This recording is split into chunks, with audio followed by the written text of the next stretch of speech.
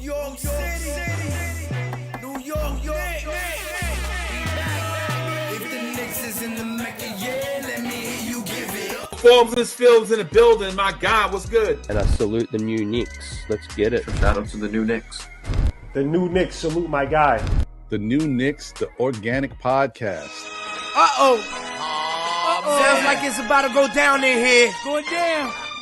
New York City, NYC, Borough.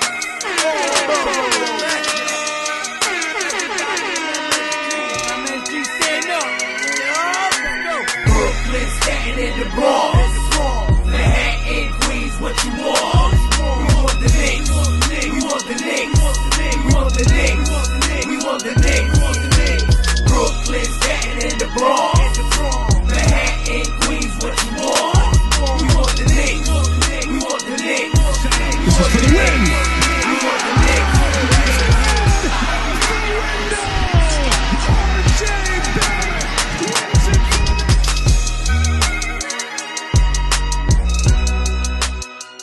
Forbes and Fields.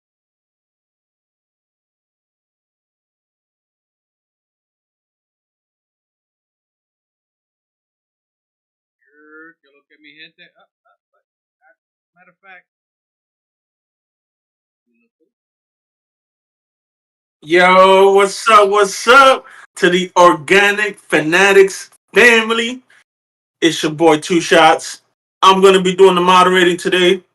Look, we're gonna switch it up a little bit. You know what I'm saying? We're gonna throw you guys a little curveball. See if you like it. See if you don't. Hit us in the comments. Let us know. You already know. Like, share, subscribe. You know the vibes. But I'm here with my man Ruel, friend of the Most High. I'm gonna steal one from him because I really like that intro. My brother, same father, different mother, Ruel. Take it away. You heard, you know what it is. We trying to do a little remix, take down a little something. Que lo que mi gente was good. Mac Organic Fanatic family, we appreciate y'all tuning in.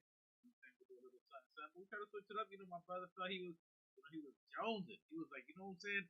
I got the need to speak. So, take the reins, my guy. I gotta sit back and chill. I just gotta answer questions this time. Not mind this. All right. Well, that was a quick and sweet intro. You know what I'm saying? Machetazo, if you're here, take it away.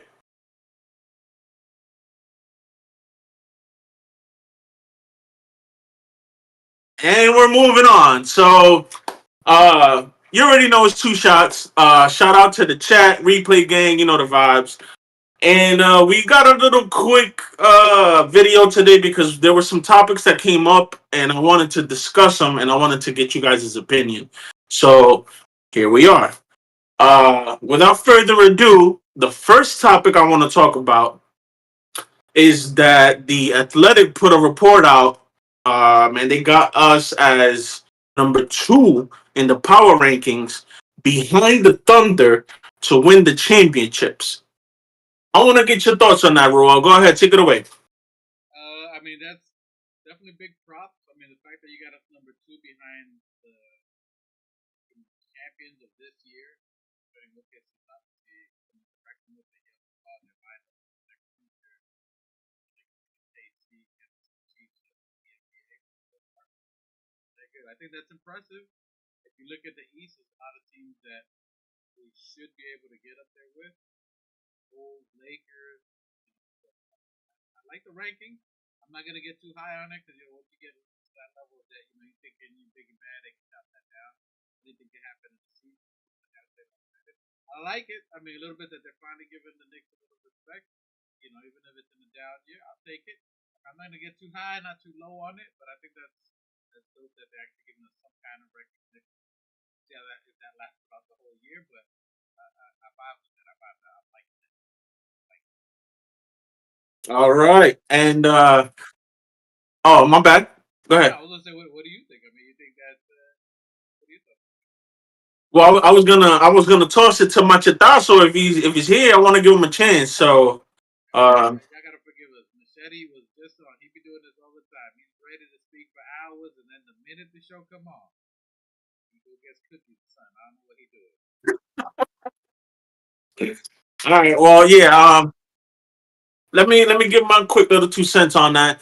And the way I feel about it is that I think it's great that the NBA is finally giving us our flowers, and they're recognizing that what we did or what we have been doing is paying off, and we got a legit organization now, and we're not the laughing stock of the league. We're not the butt of everybody's jokes, and we're here to, you know what I'm saying, make some serious noise. And I really do appreciate the Athletic for recognizing that. So I wanted to start off the pod with that. Second thing that I wanted to bring up is that there was another ranking. I believe it was ESPN that had it. It might have been Big Perk. It might have been one of them anchors up there. I don't know. One of them talking heads. But they had yeah, they had a top 10 most likely MVPs for this upcoming season. So they had the top five. It was like I don't remember the exact order, but it was Shea, Jokic, Luca, um, Giannis, and I forgot who the fifth one was. But honorable mention in the seventh spot was your boy Jalen Brunson. So I wanted to get yes, sir. I wanted to get your thoughts and opinions on that. It's gonna be interesting this year because the fact that they got him up and they know what he's capable of doing, you know he can score buckets. I think I saw a post earlier that in the first last 9 games, like 65 playoff games, and Steph Curry has 9, like 106. Mm. The fact that he's creeping up there, he has stats that are similar to Jordan in the playoffs. Obviously, he's at that level. I'm interested in how the coach. So if Mike Brown plays the way I think he may do like a style offense, throwing movement. I think he's going to play a little more off the ball. He comes from the Steve Kerr era. He was a Golden State for some time. Steve Kerr loves to get Steph Curry off the ball because they were doing the same thing with Steph Curry early in his career. That main guy, trying to double him, trap him. So that's why you see Stephen Curry always running off the screen, get into his spot and catch him. So it's going to be interesting to see how that style of play does. If he does off ball, which I think they will be doing it, I think we'll see Cat top of the key, passing and using catalyst offensively. I think he definitely can be up there. I think he take a lot of pressure off, a lot of wear and tear off his leg and injury wise. So you guys been calling him, you don't want these minutes on the players. You're going to see very deep rotation. So I think that's going to definitely help. I'll give it the first 25 games. It may take a little bit for them to hold you off. It may take a little bit for them to get to what we know of Jalen Brunson. They may be a late bloomer to that All-Star conversation. MVP, MVP. MVP, I definitely think he definitely see that. No, no, you said All Star, but it was MVP. He was seventh. My bad. That's what I'm saying. MVP of the league. He can definitely do it. So this offense, I can definitely see him doing it. So that's some other things we gotta iron out. I'm pretty sure you'll talk about that later. But I think he could be up there. I think he'll be top 5. I don't know if he'll make it all the way up there. Considering it's a new coach, new offense. But I definitely think he could be in the running. We hear rumors of him, somewhere in the list, or maybe not all the way up there.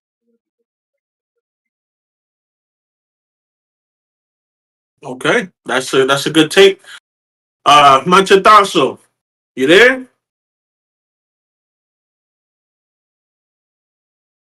And we're gonna move on. So my thoughts and opinions on this is quite simple.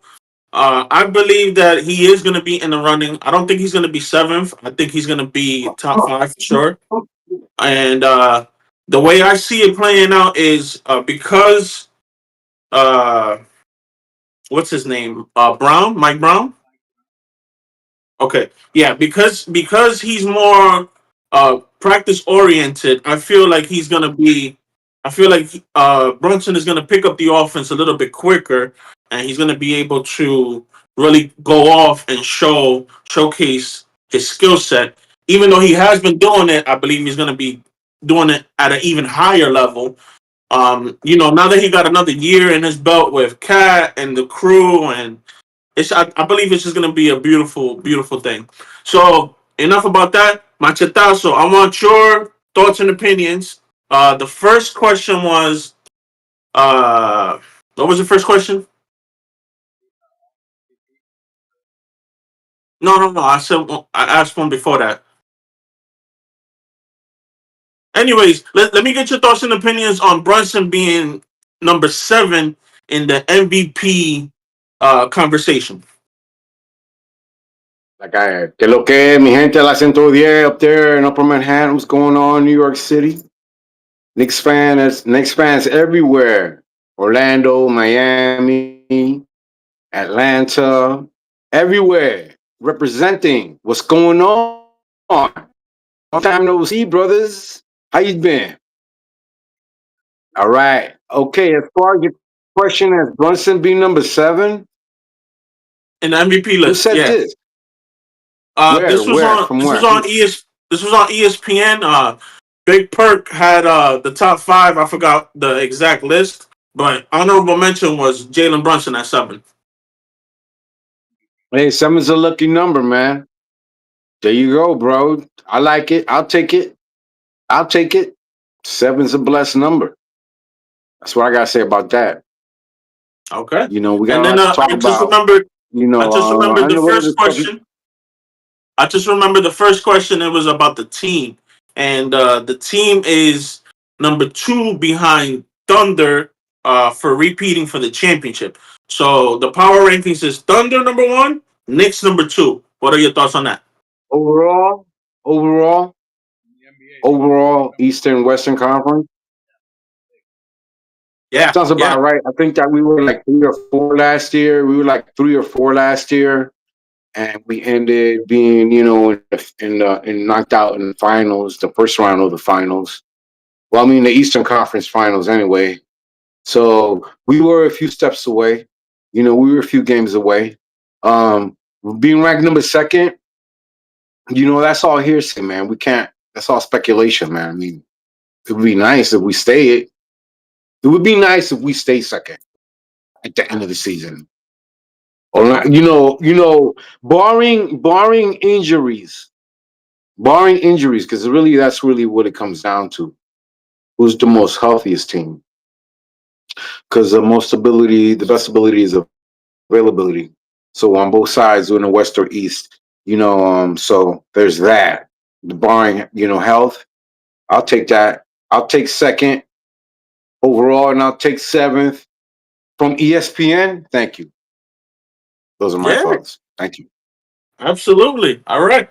So the third topic I wanted to discuss today, I'm gonna send it to Ruel first, and it's what's up with your boy? 7 picks, man. I mean, he should have resigned already. What happened? What's happening? I think that, I mean, listen, he's about 27 years old. He's up for a contract. Probably going to be his last major contract. Trying to give up a team friendly deal, or does the team got to come out of pocket in case of I don't know if they gave conversation and let different players out the way, and then if they give them more money, then you can be free tax, whatever it is. I think he's trying to iron out the team with new coach. I don't think he's going to be getting that. It's interesting to see. I think he's just waiting to see, but I think he's going to get a good contract considering you got OG that got 220 something. I don't know if considering he's Mr. Iron Man, he plays just as well, not better, which is give or take against OG because he had a lot of big shots. Yeah, he saved a couple of series on the defensive end with the block, Tatum, the strip against Brown. He did a couple of game winners here when in Portland. He's had some big moments, even though I know most people don't remember that. They say he's not consistent, but he's had a lot of big games. Clutch 3-pointers, half court shots. he's hit a lot of things that I think he's deserving of a big contract. So I think they're still in the negotiation of money. I think Leon says, and I'm not 100% that they're going to look into because I know you were running the topic. I'm not sure if they have to sign him this year or if they can sign him up to next year, like at the end of season before July. But I think you can start negotiating. I think they're negotiating. They're trying to get the team. We can see where he's at. I think he still has to the end of this year to July of next year where he either make something or he'll be a free agent. So I think they're in negotiations. I'm pretty sure. I don't think they have to sign him now.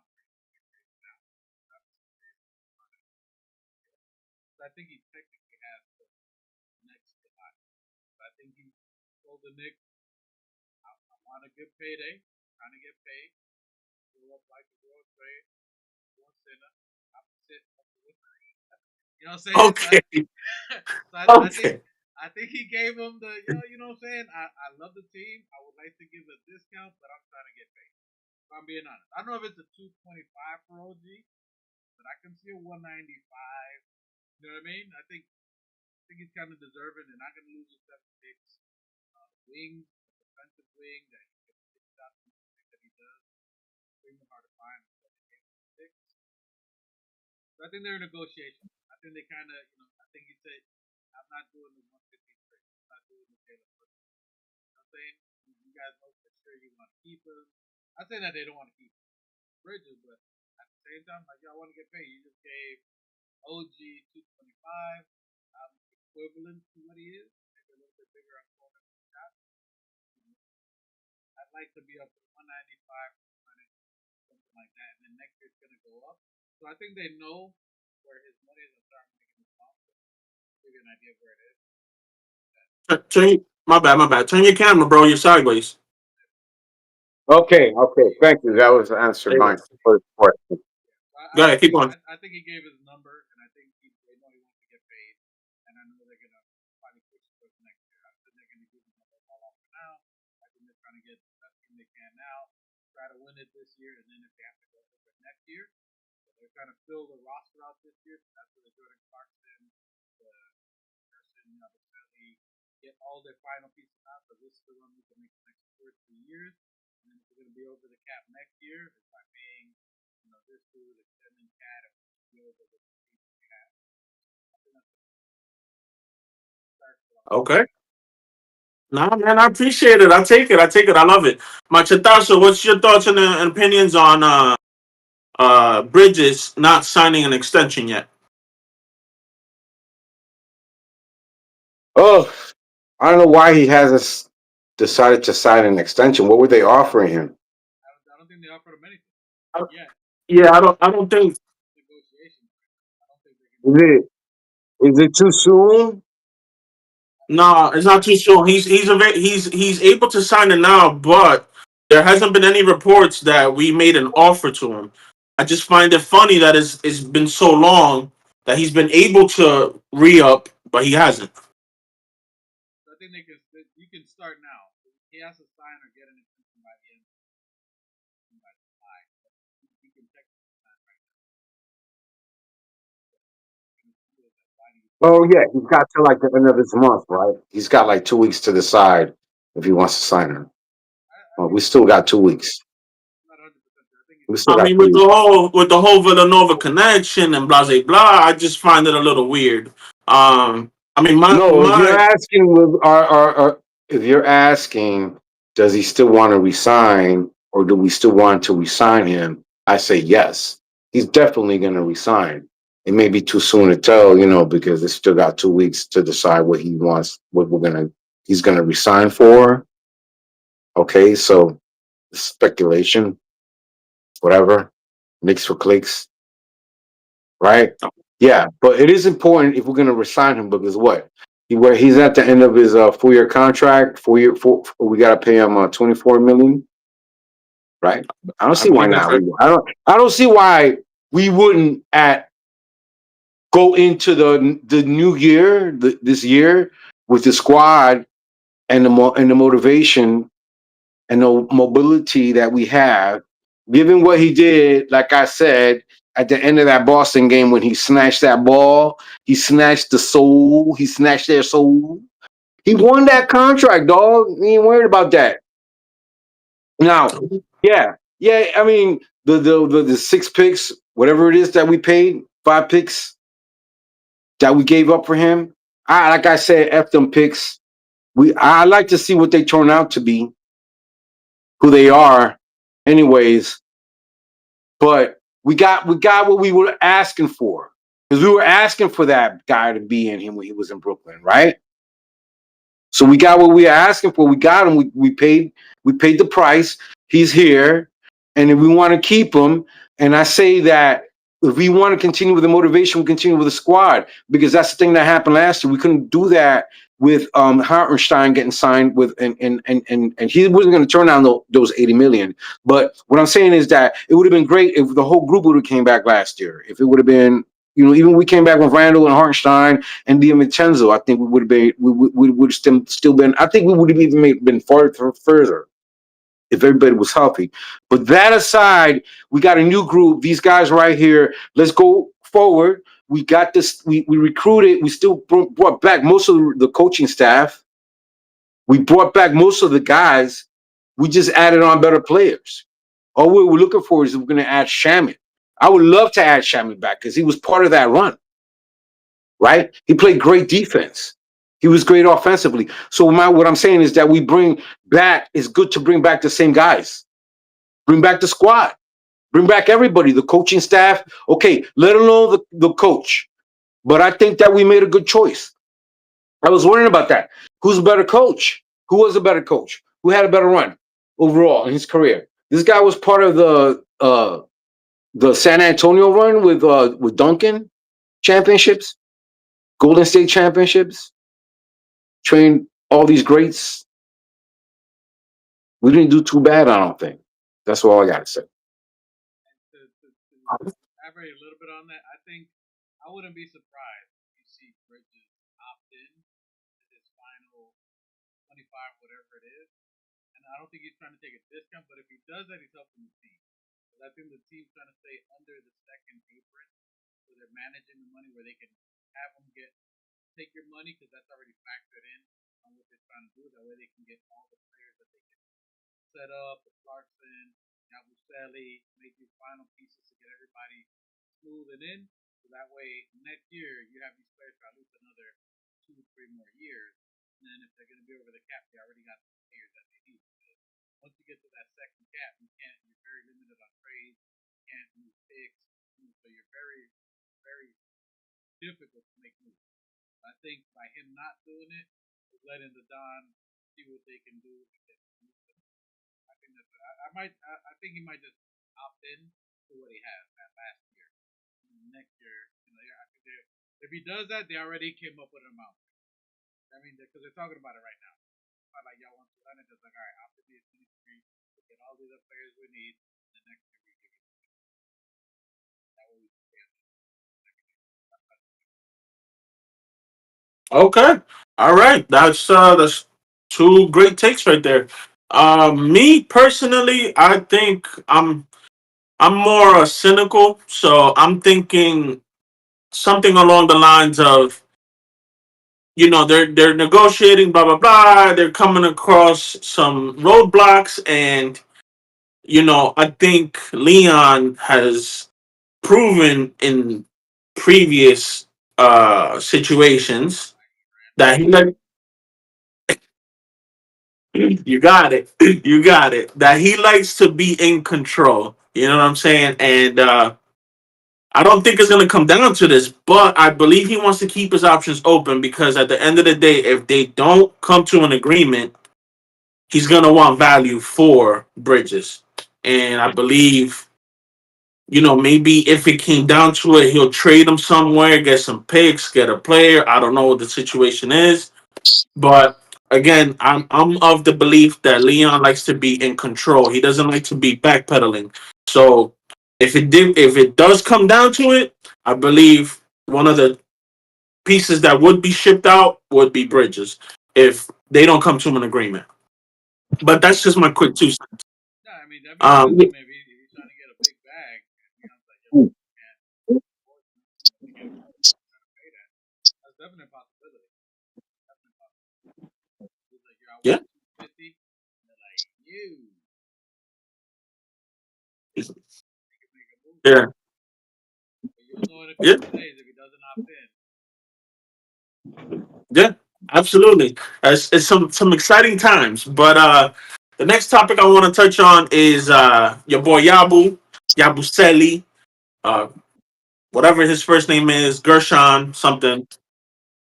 Yeah. So I was listening to a little bit of the roommates pod, and he had mentioned something that caught my eye or caught my ear because I was listening to it. Yeah, yeah. You know, don't mind me. This is my first time moderating, guys. Give me a little bit of rope. You know what I'm saying? But, yeah. So he said that last year when we faced them, I believe it was in the playoffs. No, I don't know. Whenever we played them, he had mentioned something about he was looking from afar and he was seeing the chemistry and he saw that there were no egos in our team, and that was one of the major reasons why he chose to come here with us. And I thought that was interesting because that's something huge for a player to say, a current player to say that. And I wanted to get your thoughts and opinions on that. I'm gonna toss it to you, Raw. Yeah, yes, I did hear. I did watch the program. I did watch the thing out there. Gershon, he did talk about that. He goes and I mean, you think about it, he was in Philly. He was out there. You're talking about Embiid. You're talking about Podcast P. Paul George. Salute to the chat. Let me get to the chat. So I'll read some of the chat here. Oh yeah, apologies. I can't see the chat, so salute to the chat, whoever's there. He can't see the chat, so I'm gonna be reading back and forth. Hey, salute to Keith Watkins, ATL Pizza Base now. Keith Watkins is doing a little different today. 2 shots is in control, so he's doing moderation and all that, and Machete's also doing it. Maybe they might be doing it a little later. And Shoquan, I haven't forgot your question. I'm gonna get to your question in a second. We get to that in this topic. Right there. So salute to Shoquan in the building. Salute to Keith Watkins in the building. And I'll ask my first question in there. Said my volume is very low. Alright, my bad. Oh, Is it low? technical My bad. difficulties. Bear with us for a moment while he takes care of that. My bad. I'll work As on he that. as he's doing that, for those of you that are trickling in or haven't been here the whole time, we basically just touched on a couple different subjects. You know, the power rankings that they got us on number 2 behind the Thunder to win the championship. And your boy Big Perk got Brunson as an honorable mention, number 7 in the MVP votes. He made a top 5, but they did ask him about Jalen Brunson, so he did honorably mention Brunson at 7. And then we touched on your boy 7 Picks, aka Mikal Bridges, about how he hasn't re-signed yet, which I find it a little suspicious. You don't think that's suspicious? You don't think that's suspicious? But nevertheless, they gave their opinion. If you want to hear it, Steve, let me know how it's replay going game. now. Steve, give me a thumbs up. Let me know if it's good in the chat. Carry on. My bad, y'all. Y'all can hear me. Keep walking. Let me know if my volume is better. Yeah, no, I was just saying that some of the things that we touched on, people trickling in or whatever. But yeah. So I had asked you about Yabu and the ego, and him wanting to come to the Knicks. I So like go that. ahead, continue. I like the fact that he was mentioning that. I'm not sure if he walking. Give me a thumbs up if you can hear me. If I sound good or not. No. Other than that, I think Yabu Sel. I'll try to speak up. Yabu Sel is a great talent. He's trying to get time. A few years ago, he's the hunger. He's someone that in Europe where they play more of a team ball. Still, still can't hear you. Oh man. Carry on. I mean, you sound clear to me. I don't know what you sound clear to me. Machete, why don't you give us your thoughts and opinions? While I said this up. As far as Yabusele's concerned, I watched a little bit of the pod. Hold on, give me a second. All right, so as they're buttoning up their situations, I'm gonna just ramble on a little bit. Check. Can you Oh, hear me never now? mind. Go Can you ahead. hear me better? Can you hear me better? Let me know if you can hear me better now. Check, check, check. Let me know if you can hear me better now. Carry on, Machete. If you hear me, let me know. Okay, let me just get my part out. As far as Yabuseli's concerned, I heard a little bit of the pod. I'm glad to have him on. He's a guy that he did that dunk, that infamous dunk, and On LeBron? Yeah. I think when the guys were I think what I got out of it, I saw the pod, but basically what I got out of it, the guys were glad that they got back a big bodied guy, a strong guy, a muscle dude like Randall. They kind of didn't want to say it. I don't know. I haven't seen this guy. I haven't watched this guy's game, but he sounds like a Randall replacement. Guy who's going to go in there, not afraid. He's going to be he's going to be that dog, that big body dog. Hopefully that he can be. If we don't bring back Precious, this guy, what is he? 6'9", Hey, hold on a second. 280 or something like that. Check, check, check, check.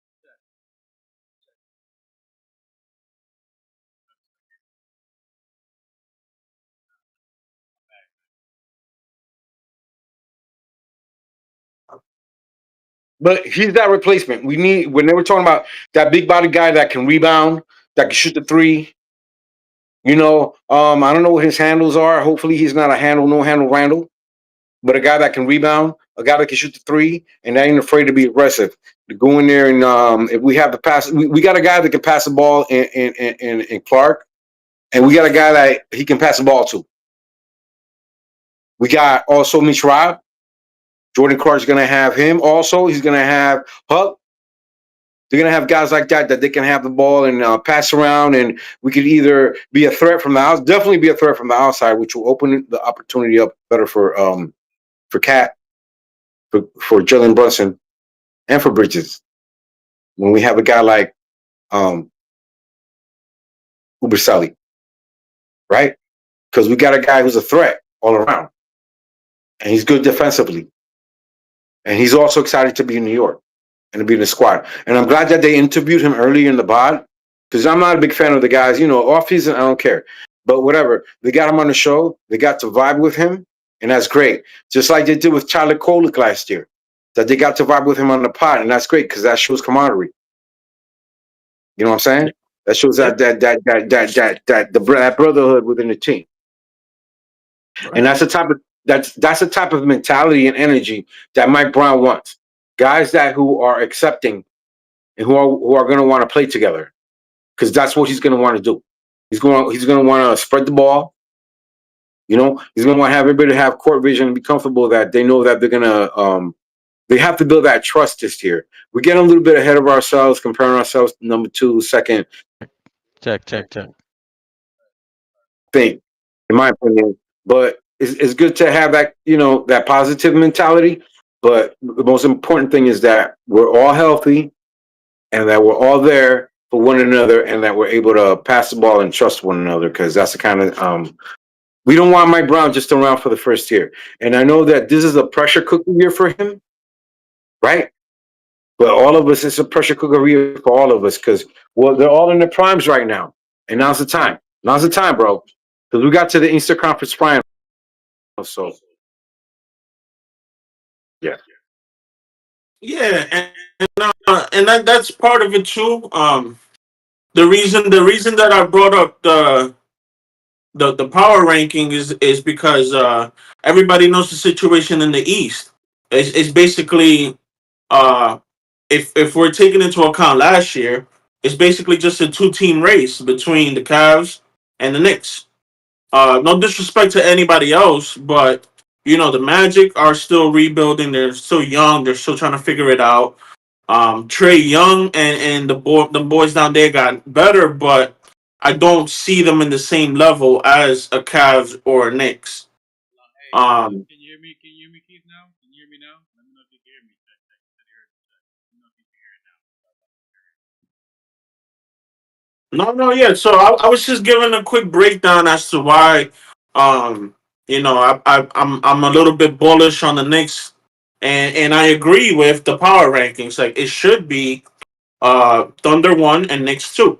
Because that's just how I feel based on where based on the climate of the league, where we are and where other teams are. I feel like we should be up there. And the Boston Celtics are tearing it down.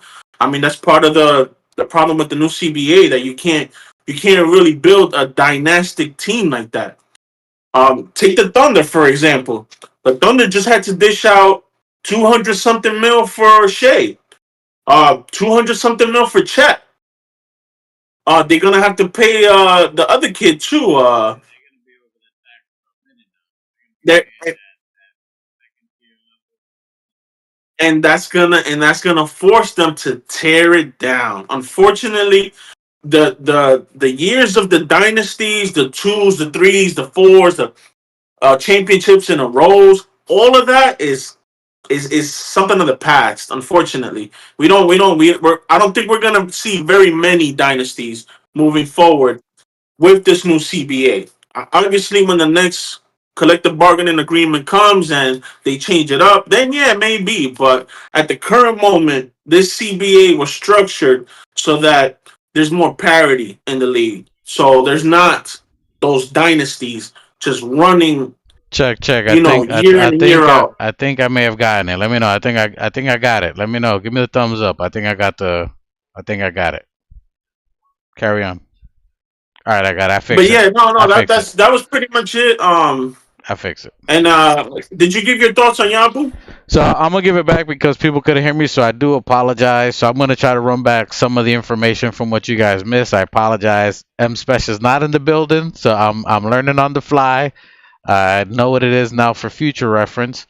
But with Yabusele, to point on him, I like Yabusele. He's coming for a team where you have Embiid, you have Paul Pierce for ego. So he's coming from a team where people are they're trying to showcase themselves, not really looking for team ball. He saw the effort from New York and how they played. They were selfless. I know he saw what Jalen Brunson did by taking a smaller contract. So they're playing with a selfless mentality, even if it's for contract. So he wants to be part of that. He also knows how the fans travel when we're in Philly, wherever we are in the world, the organization. And once you get beloved in the Knicks, he's been trying to come to the NBA for quite some time. He's been trying to come for like the last 3 years. So if he can be beloved as a New York Knick and come to New York, he can stay. He can, overall. He knows the type of game that we like. So that's something that I think would work well. He's someone that he took less typically, because that really would have been what Precious Achua would have been making. He made $6 million last year. He took 2 years, $12 million, so $6 million for 2 years. He's willing to take whatever it takes just to make it to the team. So I think he's going to make a phenomenal switch. And then to go back real quick on the other points, what I was saying with Mikal Bridges, because I don't think anybody heard me with that. I think Mikal Bridges is waiting for the contract. I think he's talking with Leon. I think he gave him his number. I think they know what he wants to make. I think Leon's trying to make the moves of filling out the roster for the next year to 2 years before they commit to giving that money to Mikal Bridges. So my bad, fellas, for the bad info, but I'm back here. I think I can hear myself, so we're back in the business. I'm here. All right, glad to hear it. So yeah, now that we got those couple topics out of the way, I want to jump into another topic that I believe he's going to be doing some pretty amazing things based off of the little sample size that we got from him. But your boy DP got a two-way contract with the Knicks. So I want to get your thoughts and opinions on that. DP? I'll toss it to Machete first. DP? You talking about Dink Pate? Dink Pate, yeah. Dink Pate got a lot. Oh, he got a two-way contract? Yeah, he got a two-way contract with the Knicks. So that's pretty good. We should. I'm hoping that we see more of him. He's very young, isn't he? Isn't he like 19? 19. Yeah, man, he's very young. We got him, locked him down on a two-way. He's a two-way player. He's a good defensive player. He's only 19. He's very young. Isn't he like 6'8"? I don't know his stats, to be honest. He's about 6'7". Yeah. 6'7", 6'8". They say 6'8", so he's probably 6'7", 6'6". I know. But he's only I know that 19. So he showed some flashes. That's all I know. yeah, he's still got a lot of growing to do. So this is great. We got him locked down. We'll see what happens. Yeah, I got a lot of hopes for this kid. Everybody did. He showed us some good stuff in the summer league. And so yeah, maybe we'll see him. You know, we'll see what he does this year. Depending on what Mike Brown does, if he likes to play the rookies. But if he's got a two-way and we're paying him, we might see him. Yeah, we might see him on the court this year. So, you know, he's showing us what he's did. He's good. But these guys, look, my thing with the summer league guys, right? A lot of these guys that we drafted were like, what, second round, 50th. They weren't like the greatest picks overall in the summer league. These guys were second rounders, 50th picks. Not that we do bad picks, because I think we did pretty good. But these weren't the greatest picks. These are like mid, better than mid. These guys. You know what I'm saying? So we got to see what they do this year, how they develop, if they can grow, if they get playing time, if they're doing their due diligence and they get the playing time, if they're practicing out there when they're supposed to, so that, you know, when we need them, when we need those bodies, when there's injuries and we need him, dictate when one of our guys are unavailable, and we'll see what he can do. That's how he's going to earn his stripes when he's playing out there during the off season. There are a couple of kids ahead of him right now, but for this year, you know, we got him locked down. That's a good thing. It's not a bad thing. He's a good defensive player. He's got a great reach. He's only 19, and he's got a lot of growing to do. And if they locked him down, it's for a good reason. Because, you know, we don't mess around. We play chess, not checkers. Yeah, That's what I gotta say. And if you're looking for Dink Pay DP, so he's a young cat. So if you look, what you're looking at now, what you see in summer league right now, is what the reason why we got rid of the 5 picks, right? So we shot for, you know, to get my guy over here, Mr. 5 picks.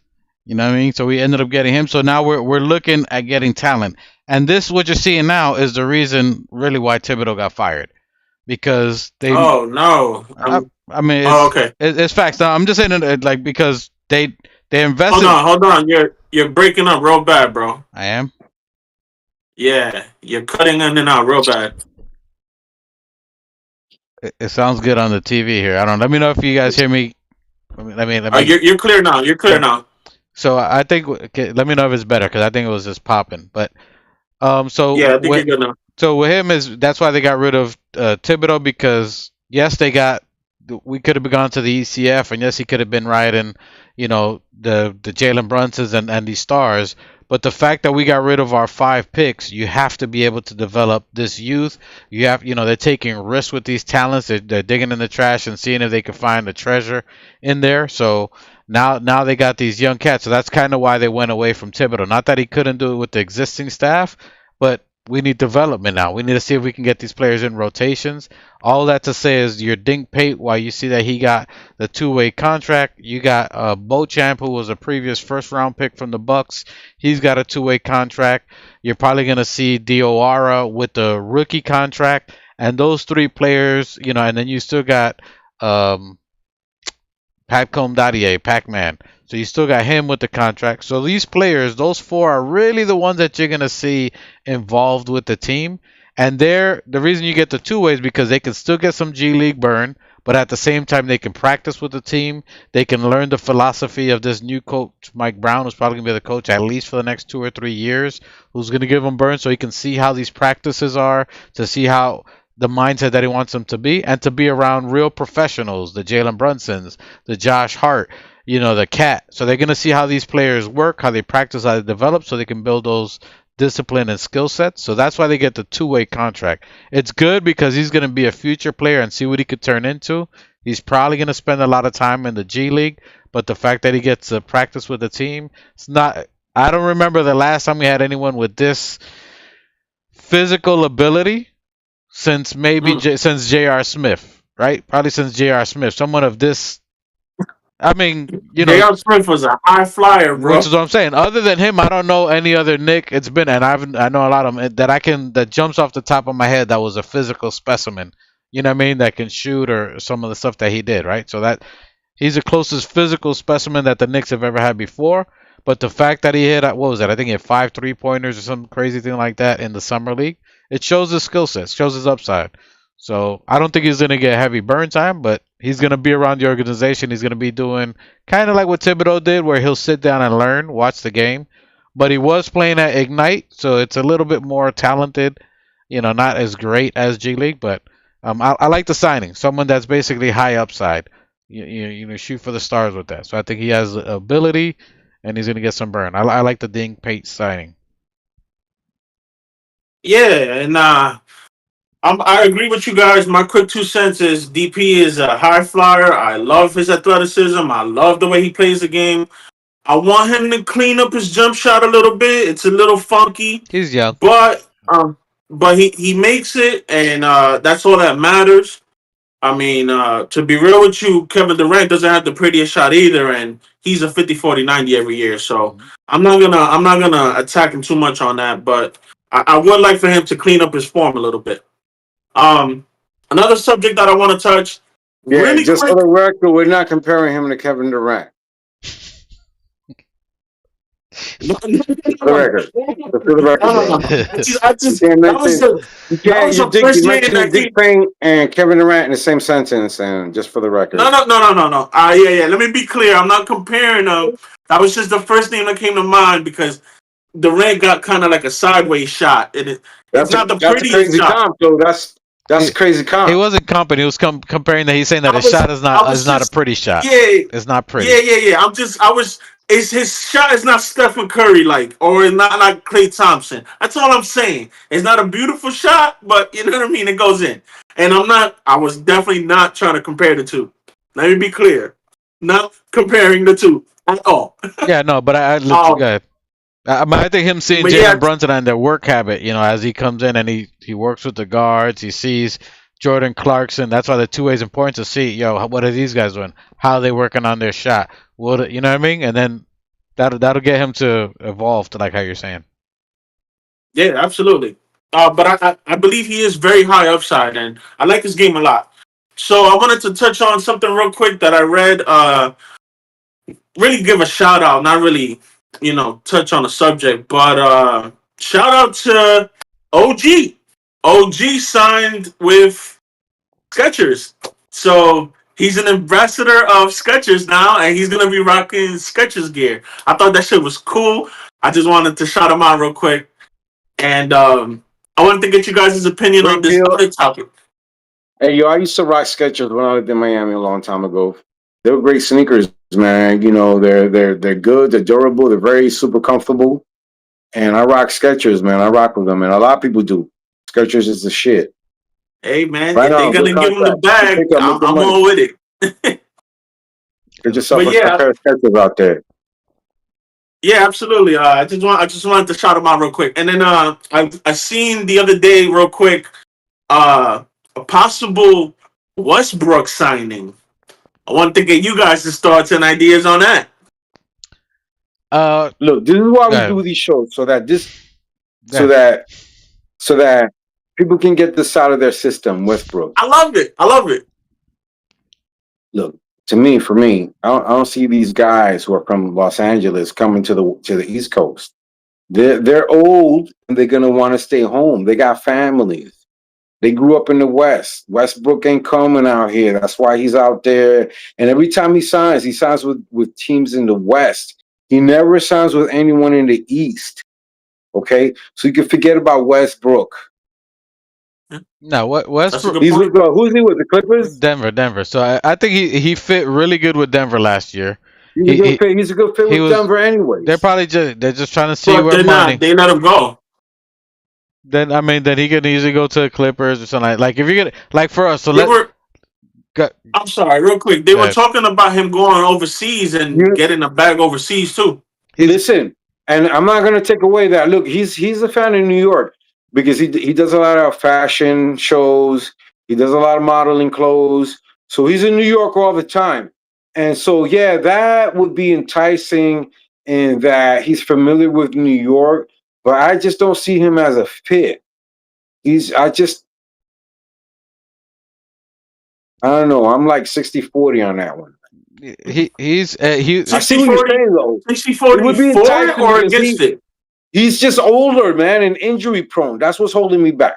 he has not had an injury in hold on. like 5 years, bro. He's But not hold on. You injury said prone.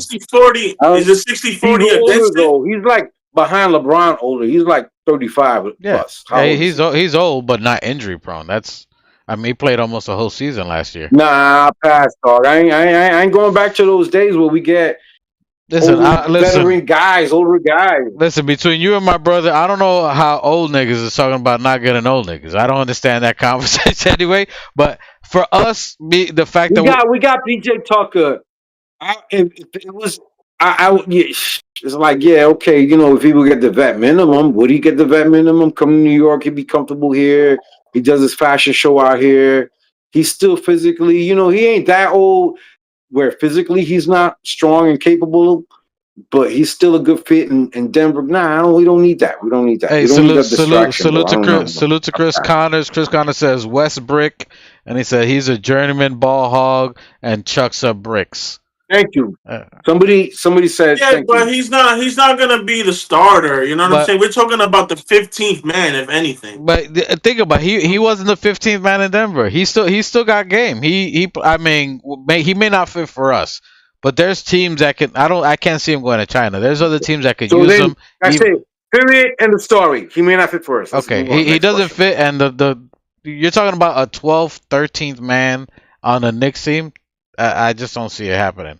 Unless he's gonna take, you know, you're talking about Landry Shamet trying to get $4 million. You're talking about Westbrook to take $1 million. You know what I'm saying? Like, we just got like $1 million left. I'm not saying he's not a Hall of Famer and he's not great. Yeah, but it's fit. It's fit. We're talking about fit. So whether any vets or anyone's out there, are they gonna take the lowest amount right now? Because we got like $1 million. You know what I mean? Like, it's not like we don't have a mid-level. We don't have that's a mid-level. That's on Ben Simmons and all of them, yeah. Well, and that's, I think, someone in the comment which I read, it was talking about Ben Simmons, and he said if besides Ben Simmons, he bought up Markelle Fultz. So let me go to Shoquan. Shoquan said, "What do y'all think about Markelle Fultz if we don't land Ben Simmons?" But before you start, let me give my 2 cents. I just have to throw it in because my guy threw the first question in here from the beginning of the show, and I want to show him love. Well, we'll go. Just let him know we didn't forget you. Yeah. I can't see the chat, so I apologize. But if that is the question, I'm gonna say no to Markelle, and for Ben Simmons, I'm gonna say yes because we're gonna give him $1 million or whatever you said. Cool. We need athleticism. We need a playmaker. We need somebody that can bring up the ball other than playmaker. Huh? He's a playmaker. He's not a playmaker? He is a playmaker. He's a 6'8" point guard. He can assist, but that's he's not assist. He can assist. He wakes up and he's passing dimes to people. He can assist. That's it. Yeah, that's it. That's a playmaker. No, I agree with you. He can. Anyways, in my quick 2 cents. Yes, playmakers don't make shots. That's why we're gonna give him $1 million and not 15, 20. For the value, you're gonna give him $1 million to play with the Knicks. If he takes it, I'm signing him 10 times. He's gonna play $1 million for the Knicks. Not only can he play make, he's great defensively. He can defend 1-5 for the Knicks in New York City. Where is he getting more money, bro? Who's gonna give him a $10 million contract? You said $1 million contract? Yeah, who's gonna give him more than that? Somebody that shows up for 20, maybe 30 games in a season. Look, so salute to Chris Connors. For $1 million, all I gotta say is you're gonna get what you're gonna pay for. You get what you pay for $1 million. Okay, would you prefer Campaign or would you prefer Ben Simmons? Campaign. Okay. I'm just saying I'm saying for my options. So let me throw out the options. Y'all give a yes or no. Let me get Chris Connors' comment. Chris Connors says, wouldn't mind Simmons. He's a good defender as well. It's the mental that he's worried about him and injury prone. That someone who's injury prone, the back missing games, suiting up. That's something that I would, to Machete's point, I would rather campaign. He may not be consistent, but he's going to be here every game. For that, I'm not saying I look, but Ben Simmons to me is just like Zion. Like there's like you hope you like it's the talent there. Like if everything lines up, it would be great. If, but with just like Zion, it never ends up like that every year. It's not the same because Zion is commanding 30 mil a year. We're talking about 1 mil. I'm not hold on. I'm not talking about money. I'm saying the hopeful, right? So you signed Ben Simmons on the hope that he's going to be 60, 70 games. We know he's going to be in the bench. It'll be him, Clarkson, Josh, Yabusele, and Mitchell Robinson, and that looks great. But the minute, and first of all, before any of that, you're talking about Knicks media. That Knicks media will eat him alive. I'm just saying, that's the first thing. So every game they're gonna be talking Mike Brown. What about his availability? Ben Simmons, how's it? Blah blah blah blah blah blah. That's gonna go on forever. He's a vet, bro. It's his availability.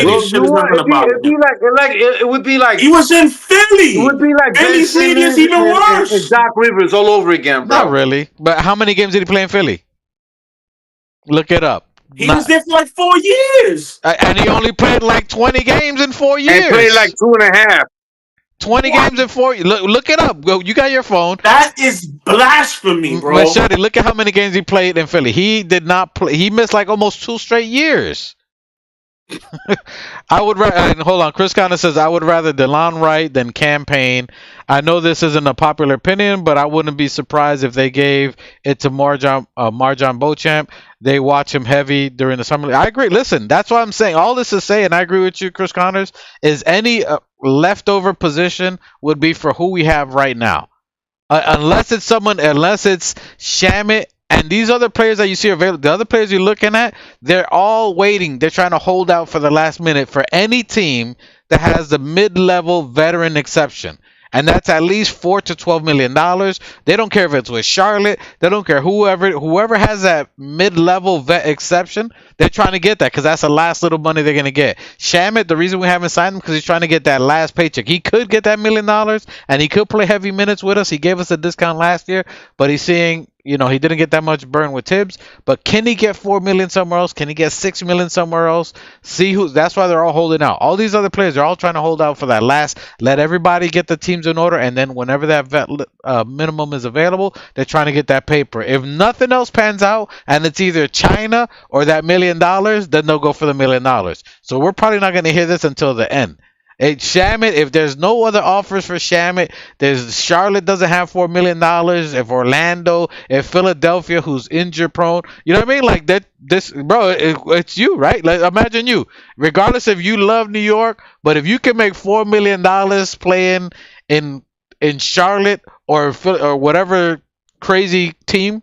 I'm gonna try to make $4 million. I'm a Knicks fan, and I could have my own podcast in New York, and they'd be like, "Yo, we're gonna give you $4 million if you play in Hicksville, Alabama." And yeah, I'm gonna probably be podcasting in Alabama.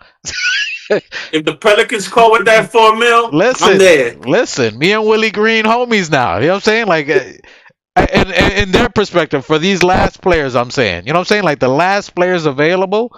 They're just trying to see, hey, let me see what I can get. If I can't, then I know I got the next offer. And I think that's what Sham is doing. DeLon Wright, and I agree with you. I would like DeLon Wright. DeLon Wright, 6'6", a defender. He's old. He's 33, but he was hitting some big shots last year. He defended really good last year. He helped. He was diving on the floor. He made a lot of great plays for us. I really would like DeLon Wright. I wouldn't mind seeing him on the team. A defender, three-point shooter. He's basically a wing who could play point guard.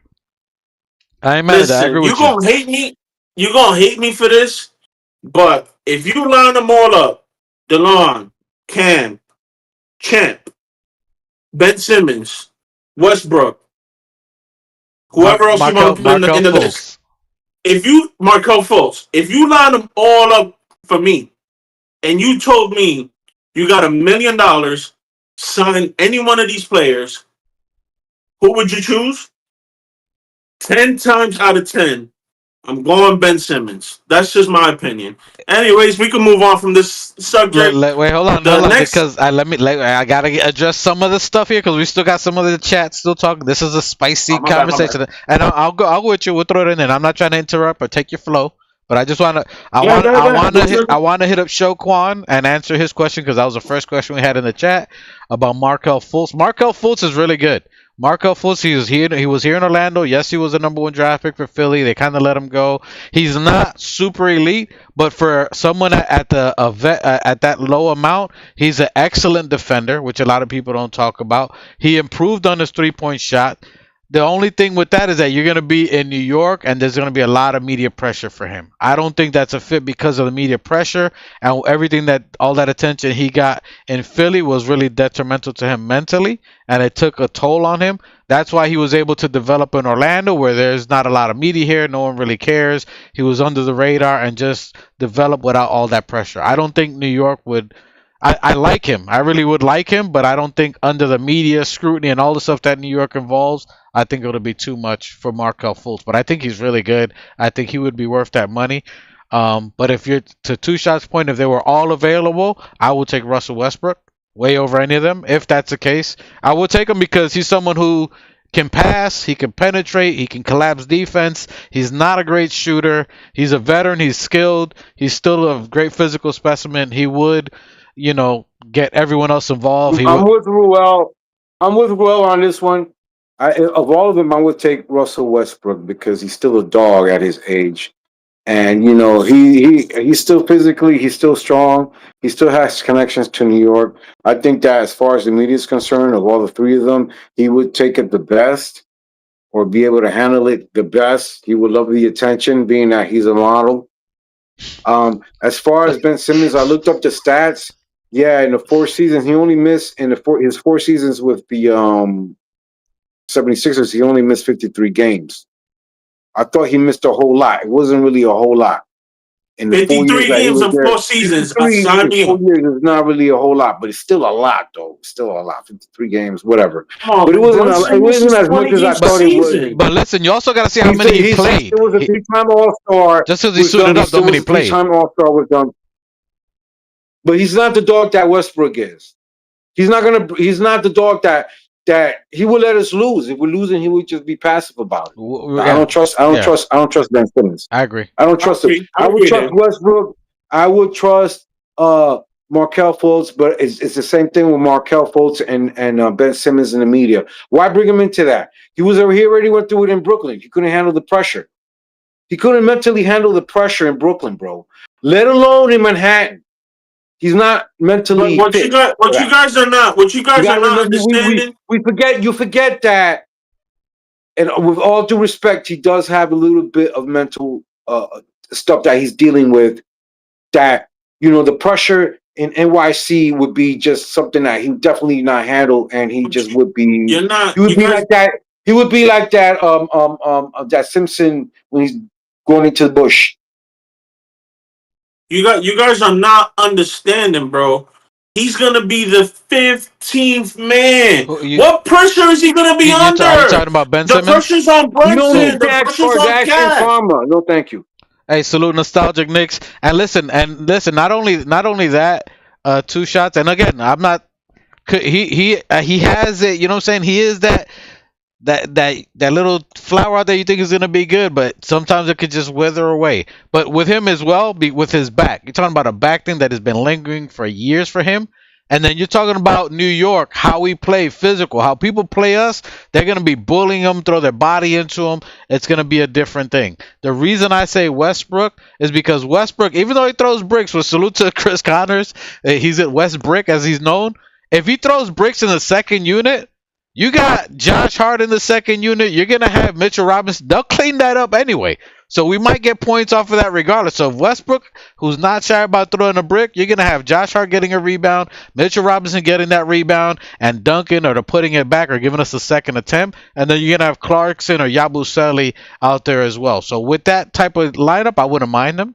If that's the point, I can't see it happen. I just don't see him taking that small amount and coming to us. If it does, I wouldn't be mad. He can definitely give Jalen Brunson breaks. He can play with Jalen Brunson. You know what I'm saying? You can play Jalen Brunson at the 2 or off with in spurts, not in full things, but in spurts. So that's someone who you can definitely play off and mix the offense around quite a bit. So I wouldn't mind that out of anyone that's available. The reality of him taking that, I doubt it. If there's someone for that last roster, maybe, but this is where, as to you, what you would say last year is, I want to see these young guns get the ability. Yeah. Now, if they trade Kolek, you open up another roster. Why you gotta say Kolek though? Why can't it be Mo? Why can't it be fucking OG? Why can't it be 7 picks? Why Kolek of everybody? First of all, because we're talking about point guards, right? So if you're gonna get Ben Simmons, if you're gonna get a Westbrook to take a point guard position as a third spot, what are you gonna do with Kolek, who's 24 years old? You got to get rid of him. I mean, are you gonna have him sit as a 4-string player? No, you flip that. We got to be honest here, bro. If you're looking at any point guard, you're literally saying you don't believe in Kolek. But these guys are free agents. We don't have to trade Kolek. But I got it. But if you get this guy, any one of these guys, whoever you want to put in there, insert bench, you're literally giving those minutes of if you believe in Kolek. If you think Kolek's gonna they're literally gonna take Kolek's minutes. And Kolek is 24. Are you gonna just keep him there as a 4-stringer for another year till he's 25 and he's out of his prime? No. So either you put Kolek in and you say forget these guys, or am I wrong? Because you're gonna keep him for another year and he's gonna be 25 next year and all his minutes are gonna be gone. I'm Kolek Hype. I just took a little bit of a fucking. You took a I felt like you were stabbing me a little bit in the back with that one, but whatever. We'll move on because like you get it tight. You get it tight. Now. I see you getting a little bit tight. I'm getting a little upset. Anyways, we got Westbrook, we got Ben Simmons, we got Fultz. To me, is completely out of the picture. I'm sorry. So if anything, you can talk me into Westbrook because I like Westbrook. I like his game, very athletic. But between Westbrook and Simmons, I'm taking Simmons just because I believe his playmaking ability at this stage in his career is better than Westbrook's. Anyways, hey, hold on. Hold on. I'm gonna bounce off of that because it's saucy. People talking about this. People talking about that, and you like the only reason a little kickback to that, and I'm not taking your opinion away, but the reason I always say that is that compared to Westbrook is not scared to shoot. Ben Simmons will not shoot. He misses layups. You know what I'm saying? Like, as far as a threat, that's the only reason. You know what I'm saying? Over, it's like Westbrook is not shy of any shot. There's never been a shot that Westbrook is. You know what I'm saying? Like, he'll chuck up anything. He could be half court with 23 seconds on the clock. He's gonna probably try to shoot that. You know what I'm saying? With Ben Simmons. Facts or not, I'm just saying. Where Ben Simmons is different. Whoever's guarding him is just going to back away and is going to double Clarkson, is going to double someone else. You know what I'm saying? And that is where the problem that I see for him. Not saying that he doesn't have the ability, he can't play make, but they're just going to shy off of him and dare him to shoot. Westbrook, you don't, he's not, you know what I'm saying? Westbrook will shoot it. You don't got to tell him twice. That's a really good point. Really good point. That's the only reason why I really... Again, you could talk me into Westbrook. You really could. I don't hate the man. I love his game. I love everything about him. His attitude, boom, whatever. But again, at this stage in their career, I'm taking Simmons. Hey, let me read the chat. You're focused solely on the offense, but I'm also looking at the defense because again, Simmons can guard 1 through 5, and unfortunately, at this stage, Westbrook cannot do that. Yeah, but I just love Simmons' versatility. But you can talk me into Westbrook because I like him. Let me read the chat. What the chat's saying. Nostalgic Knicks agrees with you. Salute to Nostalgic. He says I'm signing Ben. Keith Watkins says stay off the ledge when we're talking about Kolek getting traded. Nah, bro. I'm tired of this Kolek fucking. You know what I'm saying? It's over with. Let's stop with. Yo, this is the player that we drafted. Like, I don't understand how you attack the players you draft, bro. This is your seed, bro. You should be wanting your seed to succeed. Why are we attacking the man? Then why you He didn't do nothing wrong. Yeah, if that's my seed, why am I getting the neighbor's son to play in front of him? That's what you're saying. That's not what you're saying. You getting Ben Simmons to play in front of your boy. These are hypotheticals. Okay, and I only brought it up. So a trade is hypothetical. A trade is hypothetical. Once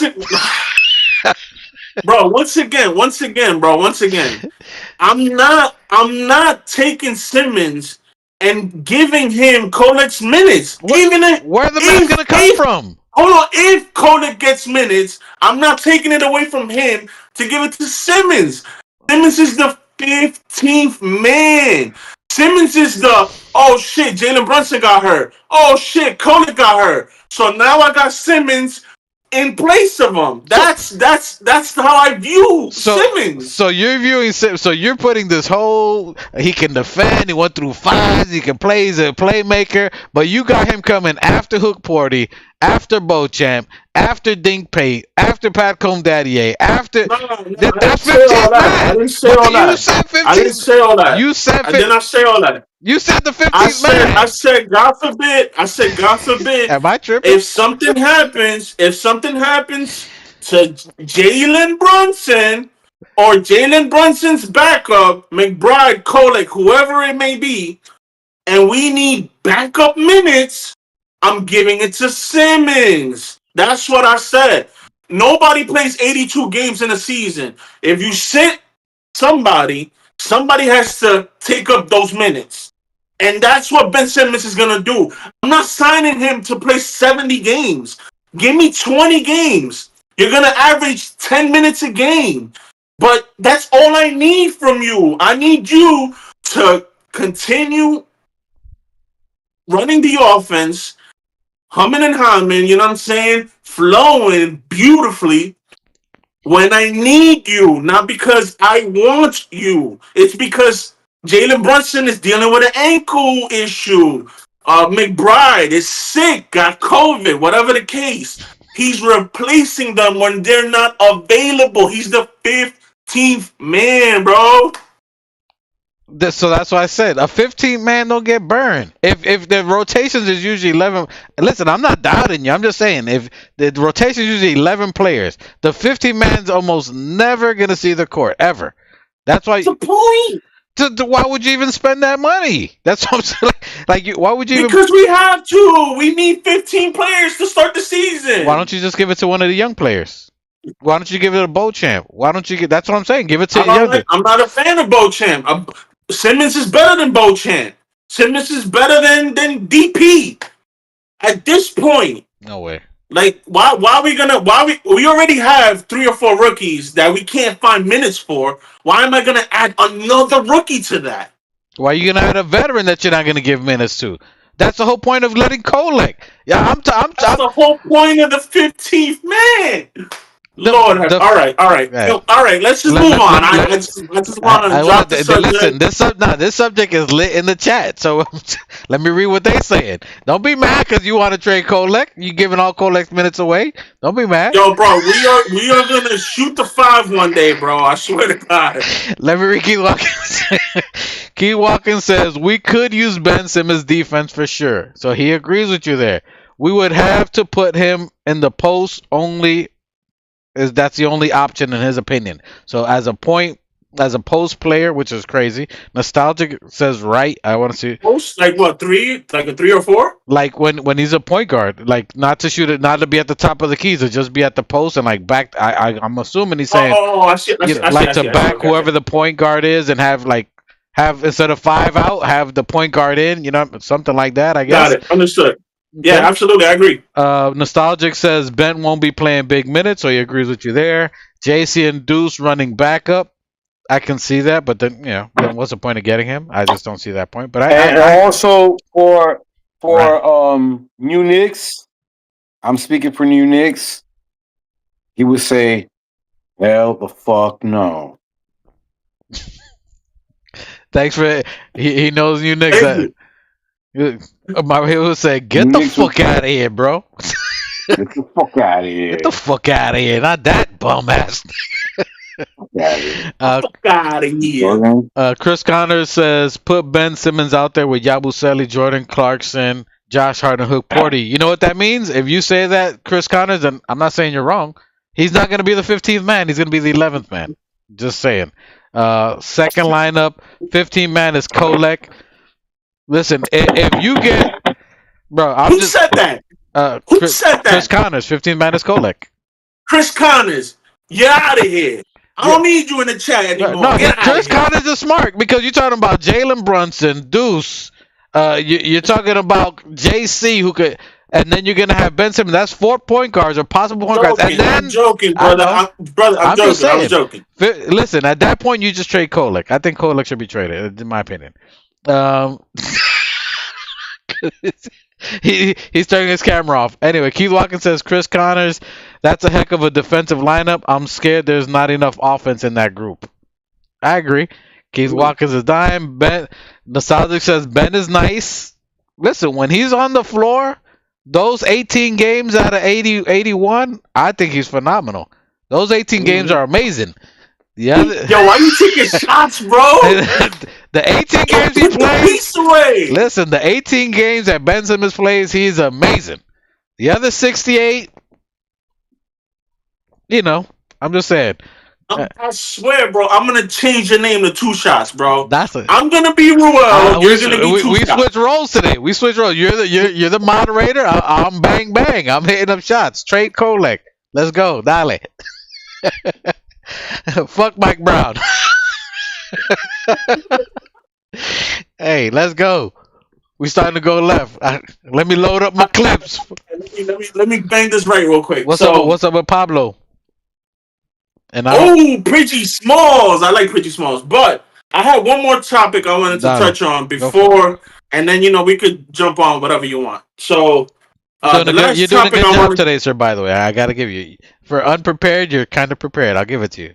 Buen hecho. Hey man, you was like, yo, you're gonna quarterback. I was like, I bet we gonna do the, you know what I'm saying? You know what I mean? I'm like, hey. Okay, I gave you a little sign. And look, Keith Watkins, even though I'm not moderating, he still put ambulances in the chat. You see, I need help even when I'm not moderating. Keith. Oh, you're the man, bro. I appreciate you. Nah, Keith Watkins says this time the ambulances are for you, so you need help. Oh, it looks like, see, I'm working. So now you get the ambulances. See, now I'm doing it for you. Now you get the ambulances out. I'm making it stressful for you. We switching the roles. I'm saying, Keith, though, I appreciate you, brother. Keith gave you your first ambulances. Nostalgic, because we here. Your first ambulances. Wepa, okay, I like it. Anyway, so the last topic I wanted to touch on. Trade Kolek. Fuck out of here. Get him out of here. He's a bum. I'm moving on. So the last topic I wanted to touch on is the topic. Remember that article I sent you where it said, about LeBron James, if he gets bought out, yada yada, bring him to the Knicks. Give me your thoughts and opinions on that. Again, he gets bought out. The premise is he gets bought out, and then he chooses to come to the Knicks at the vet minimum to win his last title, send him off into the sunset. Goodbye, good riddance. What are your thoughts and opinions on that? Again, keep the scenario in mind. He gets bought out. We get him for the vet minimum, and then see what happens. I'm gonna try to keep this professional. I'm gonna do my best to keep. Listen, I don't think you guys listen. I joke around a lot. Before you start, this is not my idea. I sent you the article. This is that person's idea, an NBA insider, not my idea. But go ahead, keep on. So this NBA insider, is he inside LeBron or was? I'm sorry. Okay, never mind. Let me take that. Okay. He's the. All right, my bad. Okay, so I told you guys, for real, I joke around a lot. I'm serious. I clown around all the time. If LeBron comes to New York, I will not be doing any podcasting. I will burn my Knicksdom card. I'm not a fan of him. I don't see the value that he would bring in. You're talking about switching. There's someone who you're gonna have to replace someone from the starting lineup. Is he a better defender than OG or McCall? No. Is he a better shooter than any one of them two? No. Are you gonna just? I just don't see where you're gonna put him in the starting lineup. He's an invisible defender nowadays. He's past his HGH, his human growth hormone days when he was in Miami. You can't get that in New York. So he can't take any more steroids. Listen, I'm not a fan of LeBron. I don't think he's good. I don't think he's a king, and it's not because I have any hate or malice towards him in any way. As a player in the NBA, I think he's a very, very skilled statistic player. I don't think he's a winner. He's just not a winner. He's only been a winner when he's been with other greats. Champion. Only when he's been with other greats is the only time he's ever won. That's all I'm saying. I don't see the value where he's gonna unless Kevin Love is a great. J.R. Smith is a great. Iman Shumpert is a great. That was the one time that I gave him credit for. In Cleveland, that was the one time that I gave him. I gave him props on that. Look, LeBron, you won that. He literally carried that team. I'll give him that one. On that team, absolutely. Every other one, I won't give it to him. The time LeBron was good was when he was in Cleveland for those 7 years, and even then he couldn't make it over the hump. So he did what KD did. They went to someone else. They knocked next door and got electricity from the neighbor because they couldn't start a fire. You know what I'm saying? That's just it. They couldn't start their own fire, so they went next door, asked for some gasoline and matches. That's not winning. You know what I'm saying? You got to be able to survive on your own. I don't see the value in him. I really don't see it. And I would hate for us. Listen, dead minimum. You don't see a value. We could give him a 2-way contract, and I wouldn't take him. We could give him a 2-way contract. Yeah, for real. You're talking about you're putting it. Listen, if you put him in the starting lineup, what do you think? Jalen Brunson's gonna want that. Where are you putting Jalen Brunson? Because the ball's gonna be in his hand the whole time. You're taking away your main superpower from Jalen Brunson. Jalen Brunson played off-guard ball with Luka Doncic, the most isocentric motherfucker in the world. No, he didn't. You don't think he can make it work with him? No, he didn't. He played as the backup point guard to Luka Doncic. He was a second-string point guard. Did he play in random spurts? Yes. Not as your number one player as a Knick. Not as your number one player, as your go-to guy. It's not going to work. I don't see him. Yeah, he did have Kyrie. So salute to Wolf Perry. He had Kyrie in Cleveland. So, and who, by the way, won the shot. Without Kyrie's shot, they don't win that. So let's give respect where it goes to. Kyrie won the championship. Kyrie is a great. Kyrie won that. Is great. I'll give you that. And he won that. He was the one that won that shot. Without that shot, they don't win it. So I can't take that away from you. Okay, so he had another great. To my point, he did have another great with him. Nonetheless, either so, I just don't see it. Look, he statistically he's great. I don't want the one championship from 50 years as a Knickerbocker to have an asterisk on it. You know what I'm saying? Like we read the song, we're a city of grit, hard work, and fighting dogs, like people that earn it. You know what I'm saying? We ain't built all this for 5 years. Thibodeau, defense, getting a system that we have, a type of identity that we didn't have before, to just all of a sudden throw in a prima donna to just be like, oh, LeBron won it. You know what I'm saying? That's going to take away from the hustle and the hard work that these players have done. We're a blue-collar team. We're a blue-collar city. We don't need no Hollywood famous people to come and take the thunder away. Because that's all you can hear about it. LeBron won one for the city. So you think that's going to... Jalen Brunson's going to want that? You think Karl Anthony Towns going to want that on the championship that they get? That if it wasn't for LeBron, and that's all you're going to hear, and then you can hear conversations of Bron and Jordan for the rest of the next 30 years when it's going to take away from the players. In my opinion, that's why I see it. We got enough players and we can fight and do it where I don't think it's worth it for him. If he wants to win a championship, I'd rather him go to Golden State. Go to Golden State right now. Get bought out. Go with Steph Curry. Win it with Steph Curry. Go to Phoenix.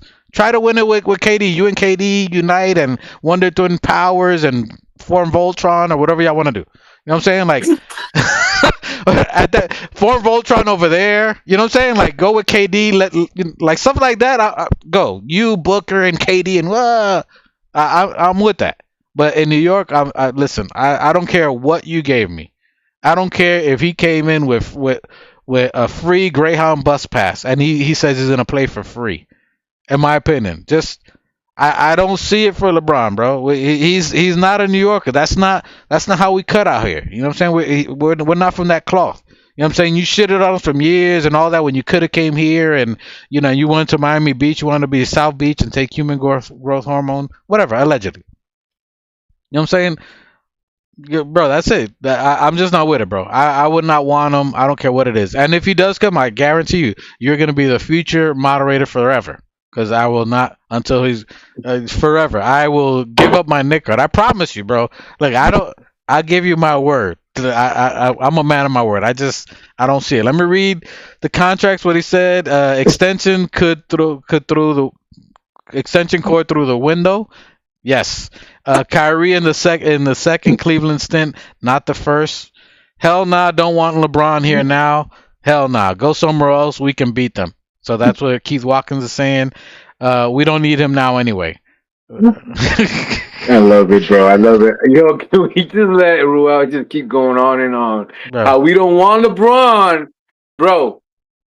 We don't want that motherfucker out here, bro. Forget it. He's not a New Yorker. That flip of the bottle, the disrespect, it would be all about him, bro. No, thank you. No. Bro, he was just here. What was it? He was just here at the Black Ops like 2 weeks ago, and the Knicks fans they was riding and pause and like yo, get the fuck out of here. Like yo, you're not from New York. My bad, Machete. Go. I'll be here all day complaining, bro. Nah, I'm good. No. Keep going. You know what I said? Fuck no. Fuck no. Hell no. Fuck no. Yeah, I would. I'd rather be homeless. I'd rather be homeless than have LeBron on the New York Knicks. No. That's how bad. Let me give my 2 little cents. You already gave yours. Darling, I gave you 19 cents. Real quick. I hear you. It's gonna be all about LeBron, Diva LeBron, blah blah blah. I hear all of that, and honestly, I think I would put up with it. I am of the generation. Bro, what I am of the generation. I'm of the generation. Let him finish his I'm thought. of the generation. I'm of the generation right after the Patrick Ewing era. Right after. You were born right after. I started watching the Knicks right after the Ewing era. So what am I trying to tell you when I say that? That you're deprived is what you're telling us. You're deprived. What I'm trying to tell you is that I'm of the era that believes Jalen Brunson is the best Knick of all time. That's my viewpoint. That's fair. Because I didn't get to enjoy Ewing. No. Again. Yo. Carmelo Anthony aside, because again, he is a Hall of Famer, all-time great, my favorite player of all time. His prime was in Denver. When he went up against Kobe in the Western Conference Finals, that was the peak of his powers. Mm-hmm. Like, he was going at it with Kobe. And that was a great series. Mm-hmm. I loved that. So when we got Melo, 100% my guy, my everything, ride or die, Melo. So I'm telling you, as my viewpoint, that now Jalen Brunson has surpassed Melo, should let you know how starving I am to win a championship. But you want the senior citizen who got bounced? He got bounced. I done been through so many 15-win seasons that I don't know what a championship even looks like. This is the closest I've ever been. You're telling me, yes, and you're telling me that I can add an individual that will not only raise everybody else's game, but will undoubtedly get us to the chip and possibly win it? And you're trying to tell me to not take it because, it's all going to be about LeBron and his diva and blah, blah, blah. Listen. If you're a true New Yorker, you know that this has been built already with the blood, sweat, and tears of Brunson and company. So we, as New Yorkers, we're not gonna give the glory to LeBron. We're gonna give the glory to Brunson. We're gonna give the glory to Cat. We're gonna give the glory to everybody that was here Prima Donna. Nah. So Prima Donna is just the icing on the cake, and that's what I'm trying to. That's what I'm trying to express. Listen, if you give me the option of LeBron at $1 million or the vet minimum to win a championship, I am taking that 10 times out of 10 and twice on Sunday for you church-going motherfuckers. It's it. No, church for anyways. Shabbat is a real deal. Whatever. You know, I was throwing shade at him, I know you're throwing shade. But listen, New York, the whole thing it's about New York, all right? The New York Knicks is a different cloth. You know what I'm saying? We built tougher than leather. I'm telling you, like New York, we built hip hop. We created hip hop. That's like saying, yo, I know we created hip hop and you got all the legends in hip hop, but you know what I'm saying? We're going to have one of these mumble rappers represent, win it and be at the top of the Hall of Fame of hip hop, and they're the new face of hip hop. I'm just saying that's how it looks. As a New Yorker, that's like saying, yo, forget Public Enemy, forget any of them. We're gonna have one of these new mumble rappers, and they're gonna be the face of New York. And every time we talk about hip hop, this is the face. And listen, hold on. I'm not taking no slight to any of the young kids or mumble rap or what they're doing. I'm just saying, like, you're switching that. You're taking that mountain that was built, and you're putting one of these faces, and from now on, this is a face that's going to represent New York.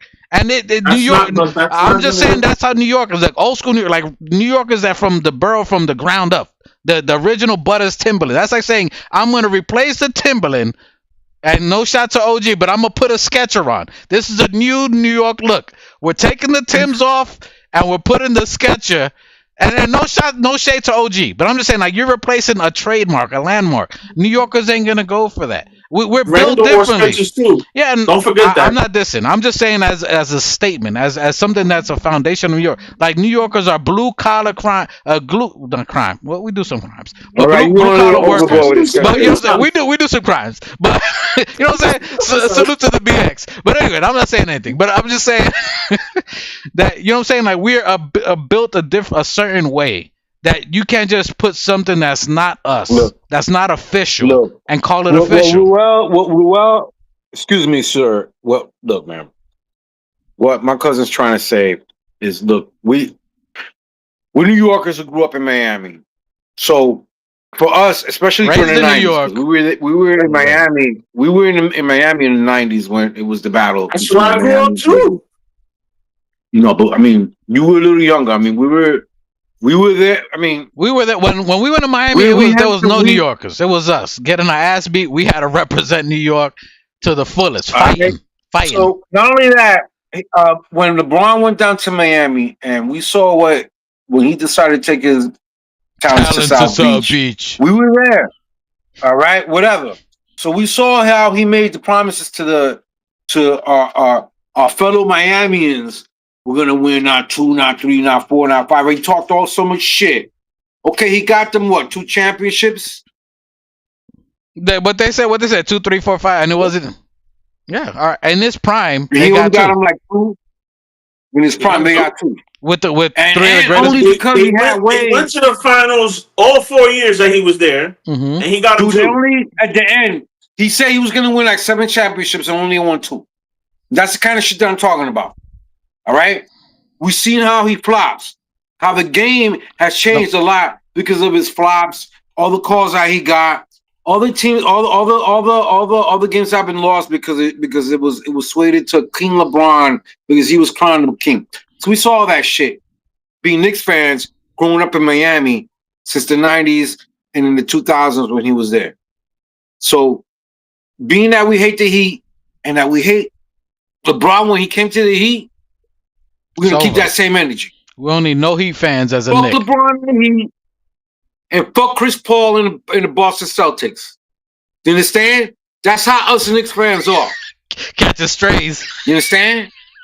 It's He's Fuck just the firing all fucking over the LeBron place, in huh? the fucking Heat, and fuck Paul Pierce in the fucking Boston Celtics. So I don't want to hear that shit. I don't want to hear that shit. Respect. I hear you. Listen. I get what you're saying. Let me go to the chat real quick. Hold on. Hey, Keith Watkins says yes. That's exactly what he was saying, sir. F LeBum. Salute to Knicks Nation 112. Salute to you. Salute fellas. Salute to chat Knicks Nation.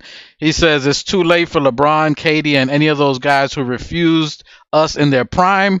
We don't need them to hang to our legacy now. Big facts. Well said. And that's it. You know what I'm saying? That's all I'm saying. Salute to Danny Landez. Great to see you guys. I'm hearing Kevin Love.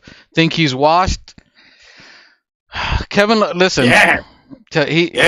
He's Super washed. He's only valuable for 3 points at this point in his career. Really good 3-pointer, but let's think. So before we start looking or thinking the names, and you got to think where we're at. So let's get the players that we have so you can see where this person anyone that we're trying to bring in, where would they fit? We got our starting 5. Can we all agree there? Jalen Brunson, Mikal Bridges, OG, Cat. 4, I'm not sure. Does Josh Hart stay there? We don't know. Maybe does Mitch? I think there's still room around there.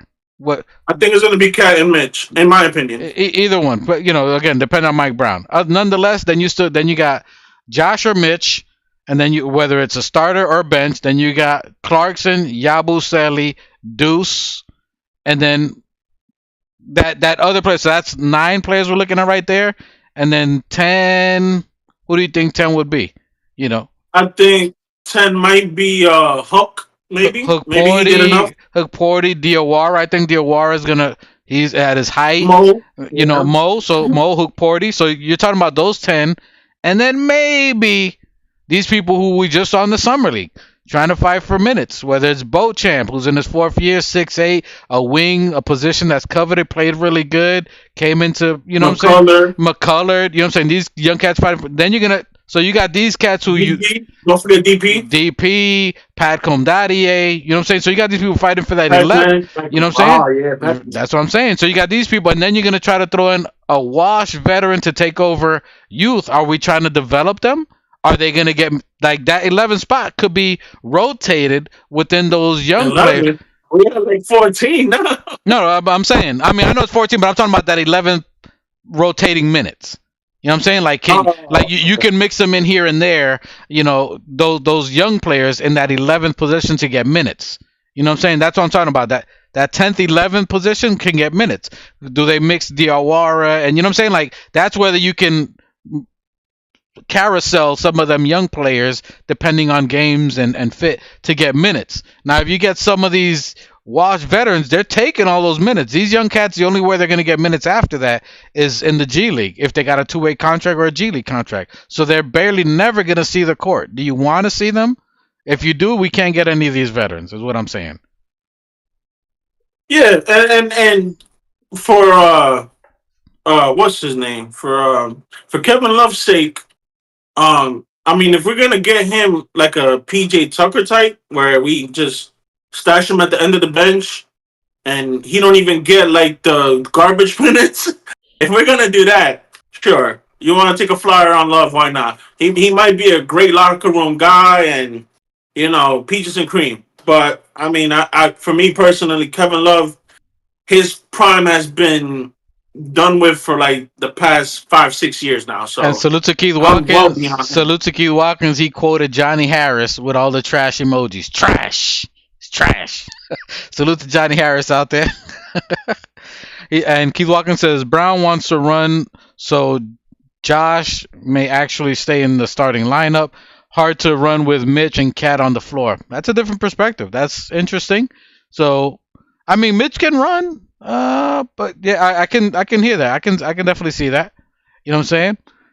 And a crazy take. Could Diawara make it into the lineup as a forward? Do you think he can swing in as a 6'8"? I think Mo is a season away from getting starter minutes. I agree. I believe. Yeah, go ahead. I believe Mo. If he develops, because it all depends on his motor and what he wants. Some of these guys, get all this money, get all this attention, and then they lose their mind, and before you know it, they become washes. Like I don't know, I can't think of any names right now, but you know what I'm saying. Like sometimes this lifestyle gets to them, and then they don't become who they're supposed to be. So it all depends on Mo and his drive. But if he has the drive and is willing to put in the work, I believe he's one season away from being like top tier because he showed flashes. He showed when in the summer league when he did that shimmy, baba, and then the pass in the corner three. I swear I saw all-star potential just on that one play alone. And that's what I look for in the summer league is show me something that I can hang my hat on. And he showed a lot. Not just that one play. He showed he has a nice little finger roll. He showed a nice little touch. He got game.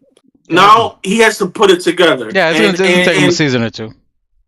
And I believe with a season under his belt where he gets the NBA speed and the physicality, if he gets that season under his belt, I believe it's gonna be a wrap. And that kid is gonna be a stud.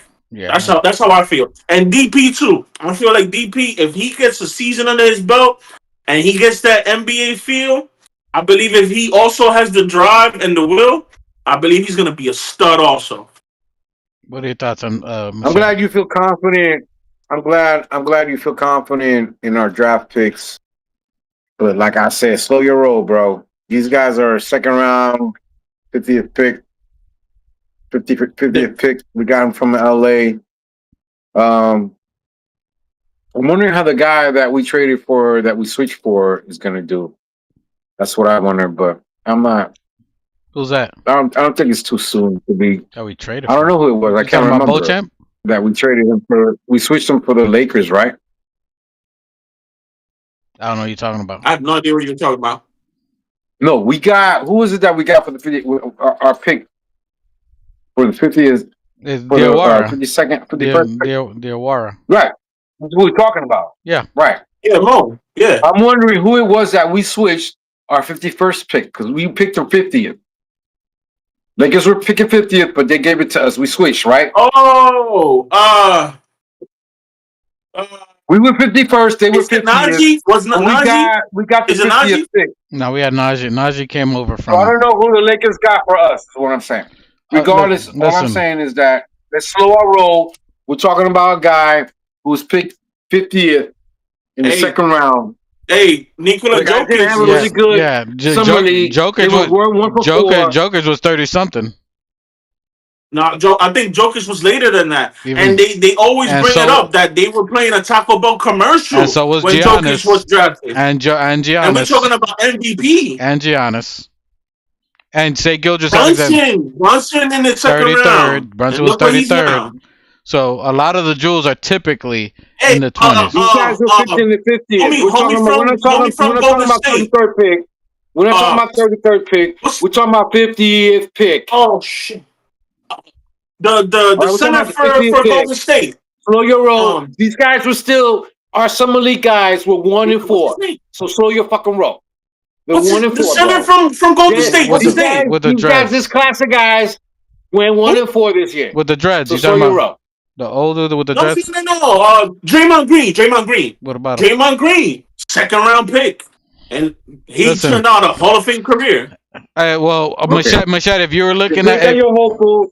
It's great. Slow your roll. We're talking about starters. These guys won't see the starting. If we see starters this year... We was joking about... I was joking about starters, but he definitely got good talent. People comparing him Pascal.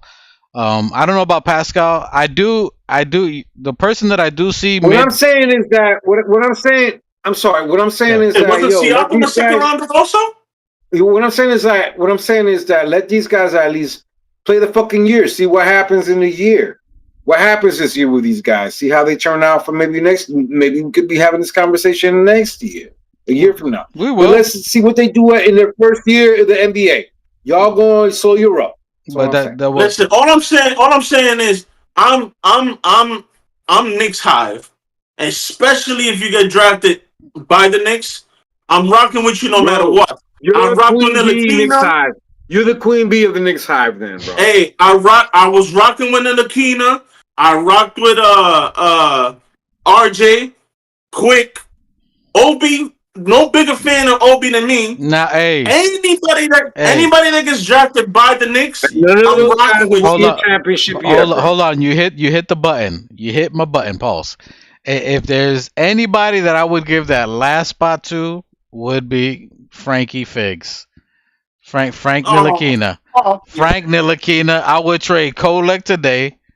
I would get rid of him and get Frank Ntilikina. Listen, he's not the Frank Ntilikina we had before. He is balling out in Europe.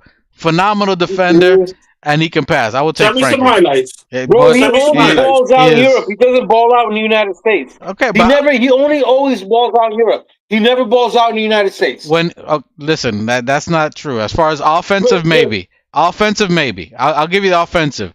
But defensively, there's... He never did any of that shit that he did in Europe in the United States, bro. Offensively, I agree. Offensively, I agree with you. Defensively, he locked everyone down. Anyway, he locked everyone. Guys, Steph Curry, Kyrie, in their primes, by the way.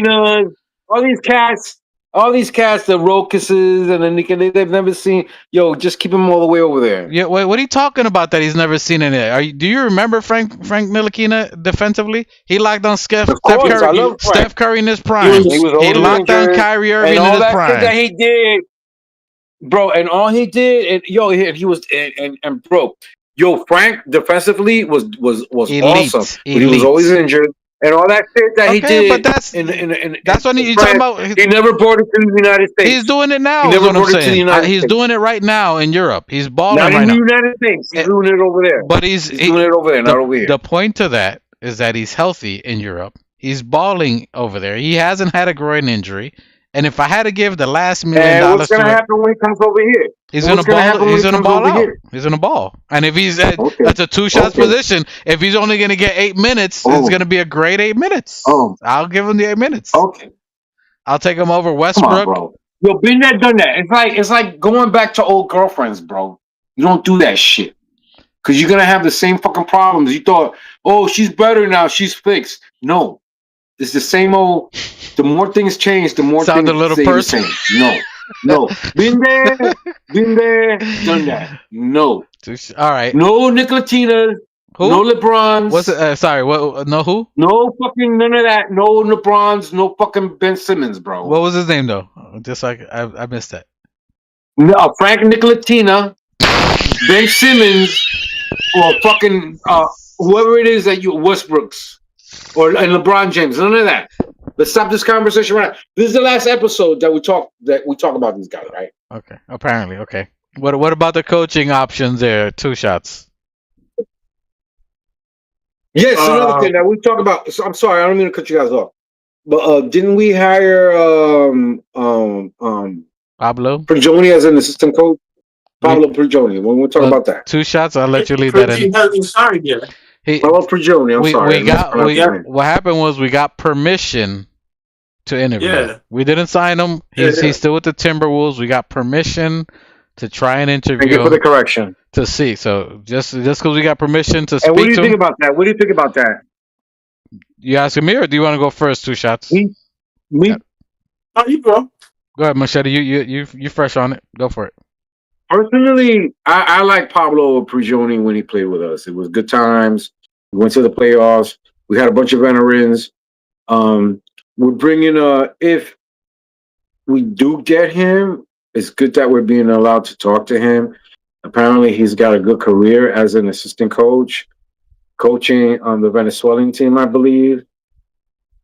They're not a bad squad. They have a bunch of good players. I think it was Argentina. And he's an assistant coach for who is he? We're getting him from Minnesota.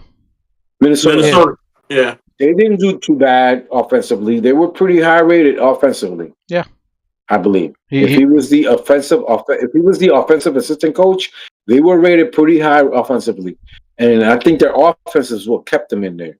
So Minnesota, they had Towns. No, they had Anthony. They did have Towns. Anthony Edwards. They had Towns and Randall.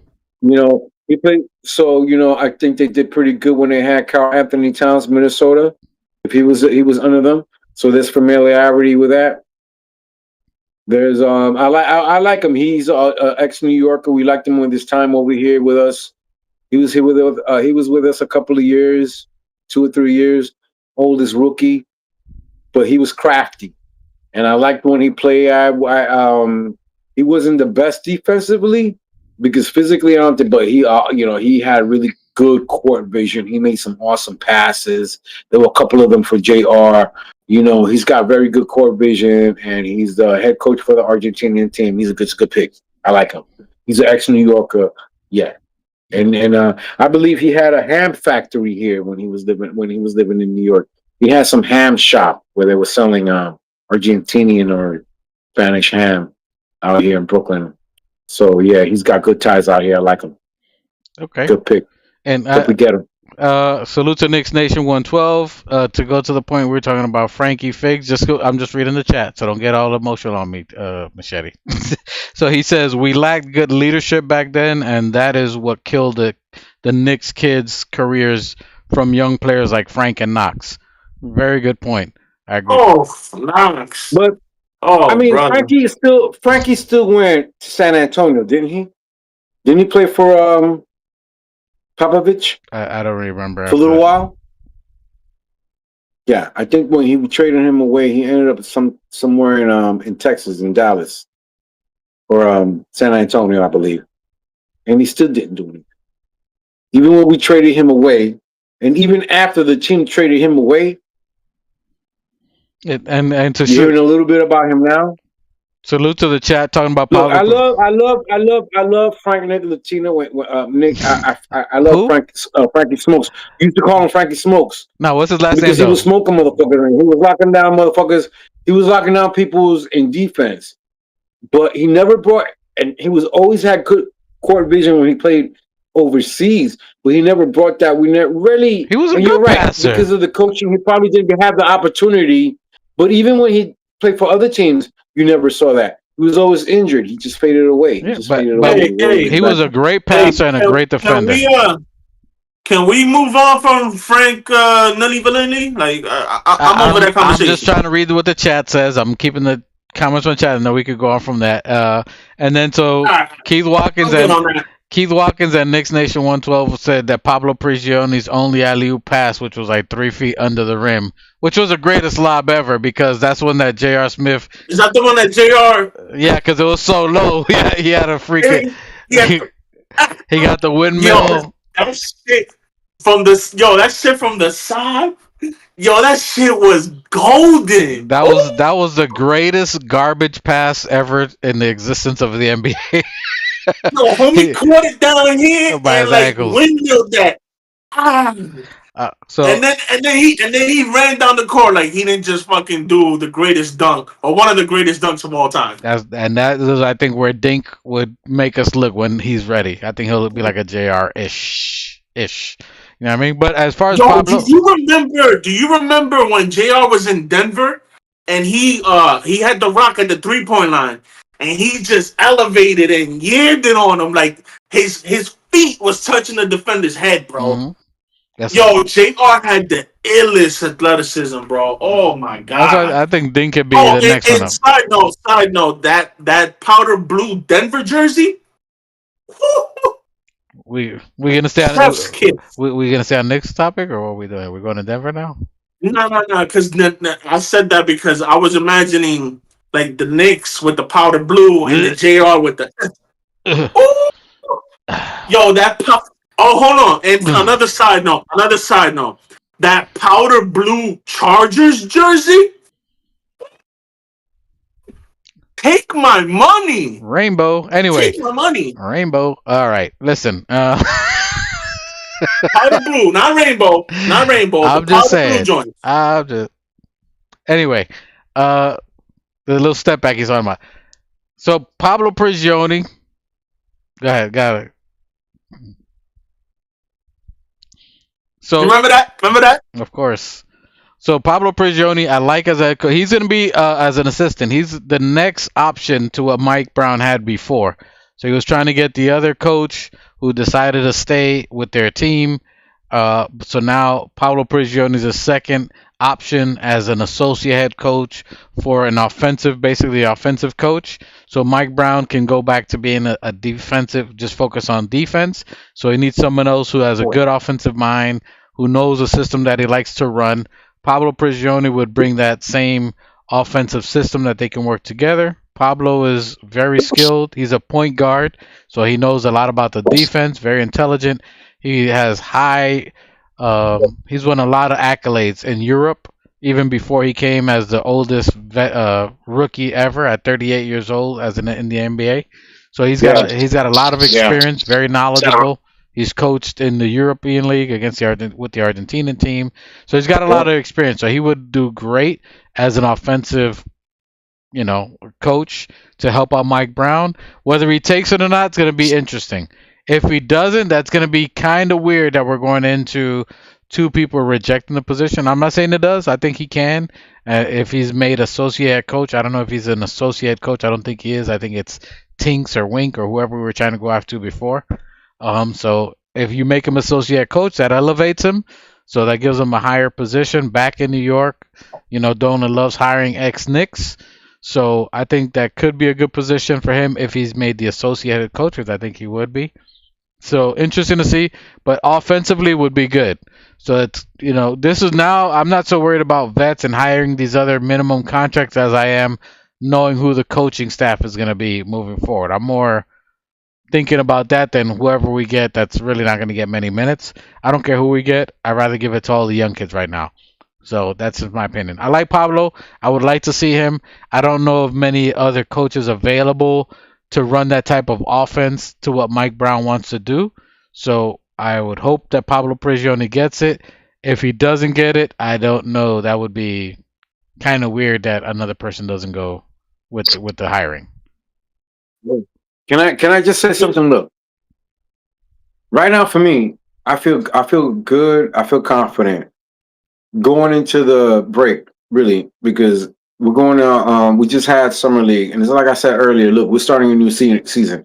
The old season ended when after the finals happened and OKC won. That was 24-25. We're going into 25-26 with the summer league going forward. Is what I'm saying. We have a new coach. He was at the summer league taking notes with the new guys that we drafted. So we're in a new season. So this should be episode 2, season 4 for us. That aside, I feel confident that we have the coach now. We have the players that we drafted going forward. They're not the greatest picks. Like I said, they're in the 50th, second round, 50th pick. Damn, so somebody really feel about the right? Somebody really feel about the young one. I'm just saying. I just want to get this off my chest because we've been rambling on for a long time. But my perspective from what I've seen, what we've done, and I don't think that the Knicks are done in making moves. I don't think that we're done. What moves is out there? Leon's done. What else is out there? What kind of moves do you think is available?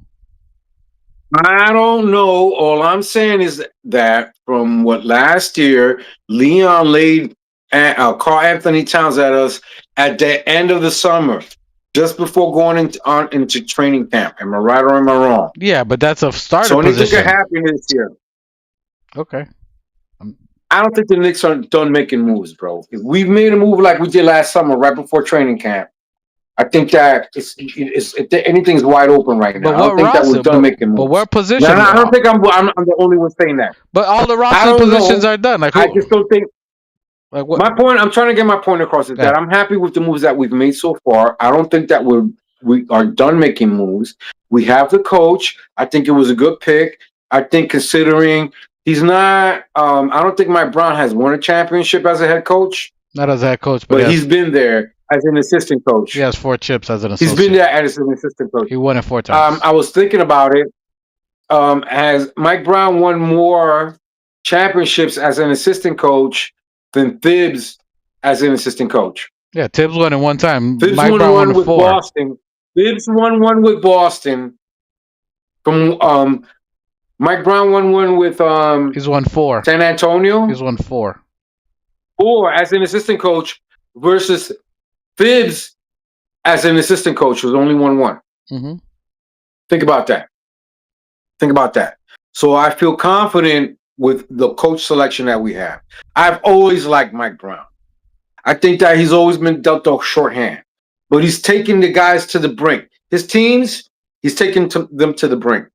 He caught my attention, I think, when he was a coach with Cleveland when LeBron was there. But they really didn't have a full squad.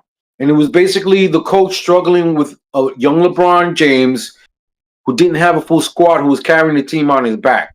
But they did well. They didn't win the finals, but I think they lost to Boston that year. But I don't. If I'm mistaken, Mike Brown was the coach. But my point is that I've always watched Mike Brown, and whether he was a head coach or an assistant, his teams have always done well.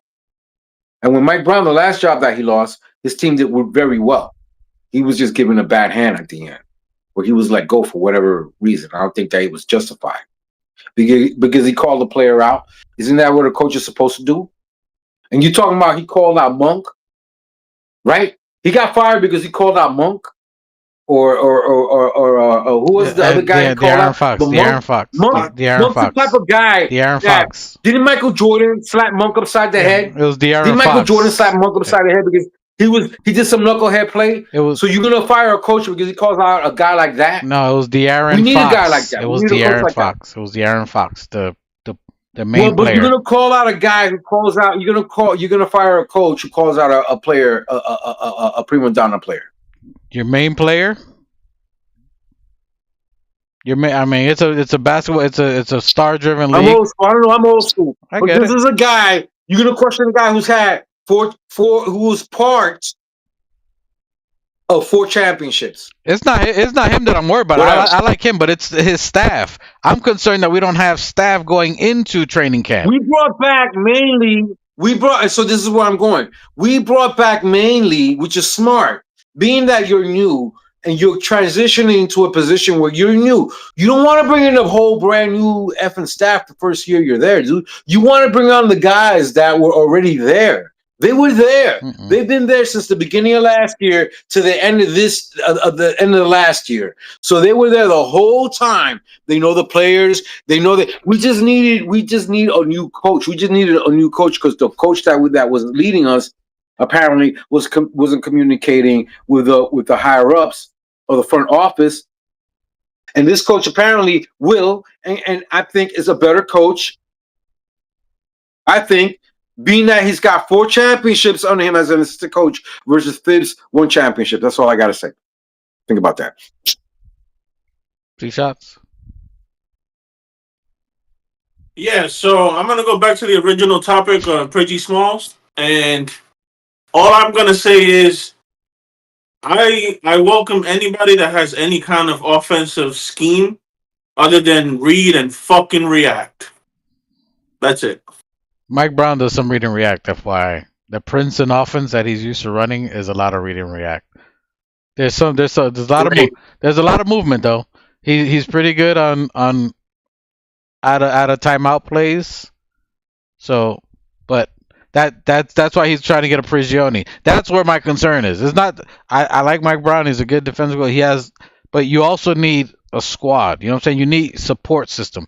Thibodeau was the type of person that he did it all. That he really didn't take advice. Where there's other teams like when you look at Steve Kerr. Steve Kerr listens to his staff. Whether it's Luke Walton, whether it's whoever's on his staff, he'll listen to them and they work out as a unit and figure it out. Mike Brown right now is my concern, and I'm not saying it's a big concern, but the fact that if we don't have his full staff, like you want to go in with your peoples that you know who can get you to where you can be. Right now, Mike Brown has a lot of pressure to get us to the finals or win it all this next year. So the fact that you don't have the people who you can go to war with that you know, as far as staff-wise, like assistant coach, associate head coach. Well, wait a minute. Well, but what I'm saying is that, I mean, I understand where you're coming from. That he doesn't have his own staff. Yeah. that he picked going in. Is that what you're saying? Yeah, because he doesn't know what Rick Would Brunson you can do. He didn't win a chip with Rick Brunson. With the staff that he went to war with those 4 chips that he got, people that they know the schemes of what they like doing. So you want to trust your own people. Some of the staff that's either in the Kings, you know what I mean, like people who know what he likes to do, that they can use that to implement to the Knicks. But you're asking for people. You're asking for more. Look, bro. People that When you know come the to New York system. City, bro, when you come to New York City, you have to adjust to New York City. Bro, You're not gonna do all that. Move your family. Hold on. Move your family. Move all your personal stuff. Start over, no matter where you're coming from, whoever he's getting. It's enough. It's like he said. Mike Brown talked about his wife, touring the city, places to eat, spending time with her. You have to adjust to New York, is what I'm saying. You have to become acclimated. Now you have to find an apartment. You have to have your family settle in. So hold on. Let me make my point. Let me make my point real quick. Go ahead. You have to settle in. You have to become acclimated as a person, and as an individual, as a player, wherever you're coming from, into the city. It's not that simple. I don't think. I couldn't even imagine where you would live the first year, getting acclimated, and all the environment. New York City, the media, MSG, New York. You know, the Knicks. You have to become acclimated for that. Now, what would you rather have? I understand where you're coming from. You bring in guys that helped you win, that you have. But even Fitz didn't do that the first year. Fitz didn't bring all the guys that he was winning with. Everybody, Excuse me. He didn't at his first year. He didn't. He did it the second year. His first year, he really didn't. He handpicked the staff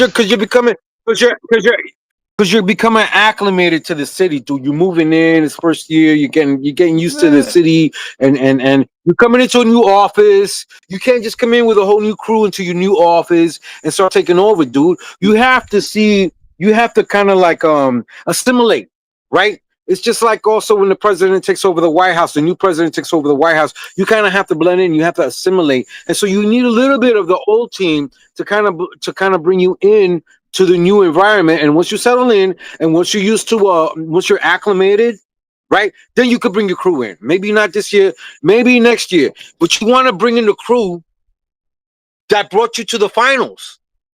You want to bring in the crew that at least took you to the Eastern. You want your Mook. You want your Grant. You have your guys there that help the team to at least for this year assimilate. Then maybe you could bring your guys in later. Maybe they ain't done making moves. Maybe he ain't done making moves to recruiting his. I don't think he's done making his building his coaching staff. I don't think Mike Brown is. It's still very early, dude. We haven't done the summer. We haven't even gone into a training camp. I think there's still moves to make before training camp. You know, with Mike Brown, as far as coaches are concerned, because we still don't have word about Pablo, and we don't know who's going to be all his assistant coaches. So I think that he's still trying to assimilate and settle in, and let alone trying to get a whole crew in here. I think that we're doing great with the coach that we picked, and that we're coming in with the old squad. We got our basketball squad on the floor, and we got our assistant coaches that can help him assimilate. Is what I'm saying. Thank you. I get your point, but I don't agree. Because when whatever president you say, when Biden came into office after Trump, he didn't keep not one of Trump's staff, and vice versa when they switch. Yeah, they say, yo, this is where the toilet is. They'll tell them here where all this other stuff is, but they don't keep the same squad. That's like telling you, Machete, yo, you got to go to this job in California. You don't got none of your tools. You just got to trust that whatever tools they have there, and your job is on the line, that whatever tools they have over there, that's going to be you rather have your own tools that you know that you've worked with. That doesn't make sense to me. But those tools that I'm presenting you with, those tools and those players that I'm giving you with took us to the finals. It's the same thing like Steve Kerr getting from Mark Jackson. But Mark Jackson, yeah, but he doesn't know the office. all the tools and all the plays already. And so Steve Kerr just took the tools that were already there and the players that were already there and went forward. And look what he did. And so I think I'm hoping that it's the same thing with Mike Brown. We've given him the tools. We have the foundation.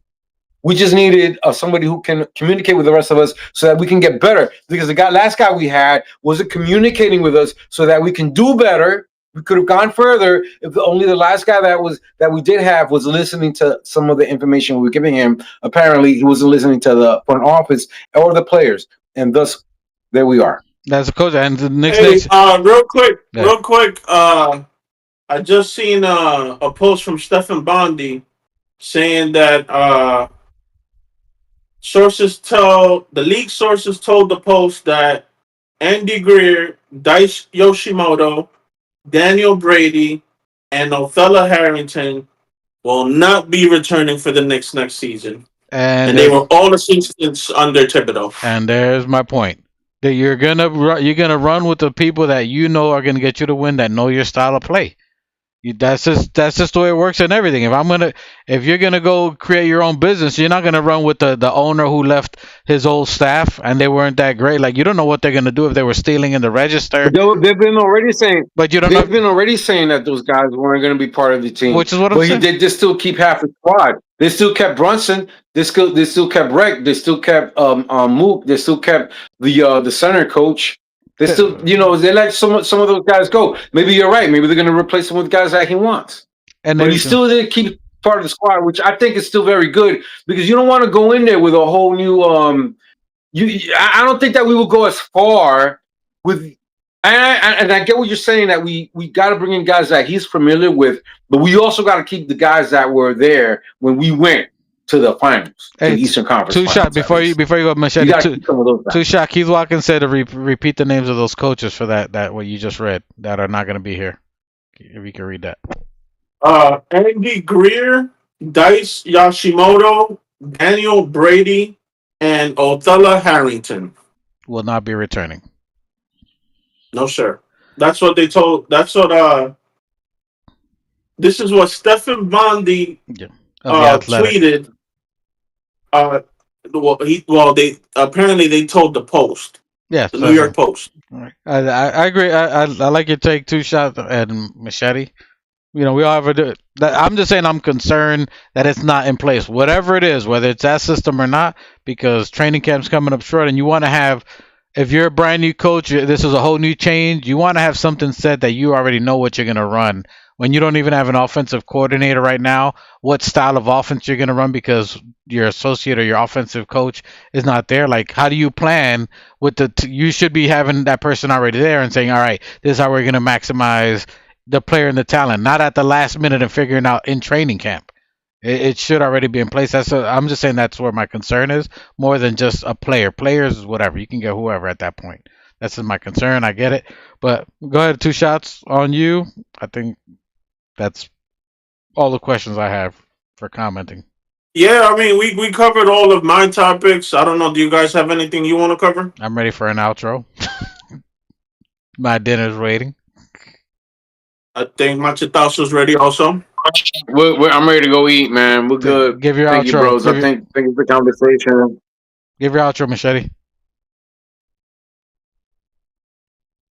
Yo, like I was saying earlier, I'm really happy with the picks that we got. We got 2 quiet months right now coming up. Hopefully everybody can rest. The guys seem to be out there practicing.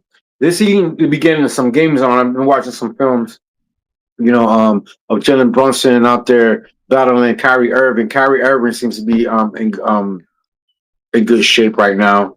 Hopefully he'll come back for Dallas, but that's watching the ops. But I'm saying, like I said, look, we got the coaching situation under our belt. We got our guys in summer league already. We got some good looks on Diawara. We got some good looks on Hug. We got some good looks on the other centers. And the guys, I'm good. We're good. We picked up some good guys and we picked up some good coaches. Yeah, let's go Knicks. We're gonna be good. We're good. I'm happy. All right. For me, I know you're gonna close it out 2 shots there, but I'm happy with what we saw in Summer League. I like the Beauchamp. I think Beauchamp should earn a position or some run as that last position. I think we need to free up a space for him to play. There's one position to play.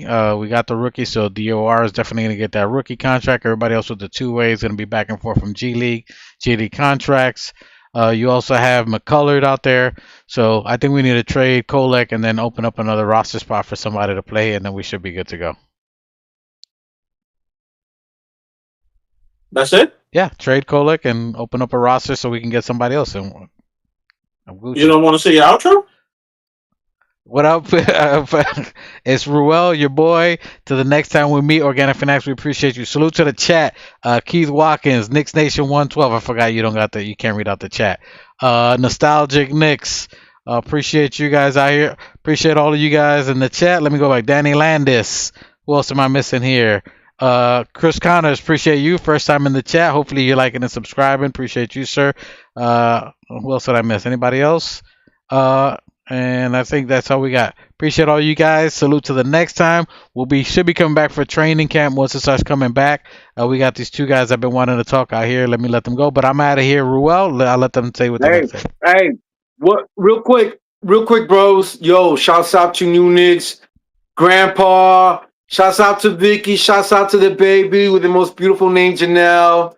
God bless, fam. Shouts out to Two Shots out. Shouts out to Mikey. Shouts out to Knicks fandom. Thanks for the chat, everybody out there. Please like, subscribe. We'll talk to you guys a little bit during the summers if anything moves. Right now it's gonna be kind of quiet. Like I said, I'm happy with our picks, our selection of coaches, and going forward, I think that we're gonna go Eastern Conference Finals and beyond. Let's go Knicks, baby. Hey, Keith Watkins, you know what it is? World's long. Hey, that's right. My bad. I'm cutting you off again. You know we do the world's longest outros. Salute to my brother New Knicks. If you guys don't know, my brother is now a grandfather. My goddaughter Vicky had her daughter.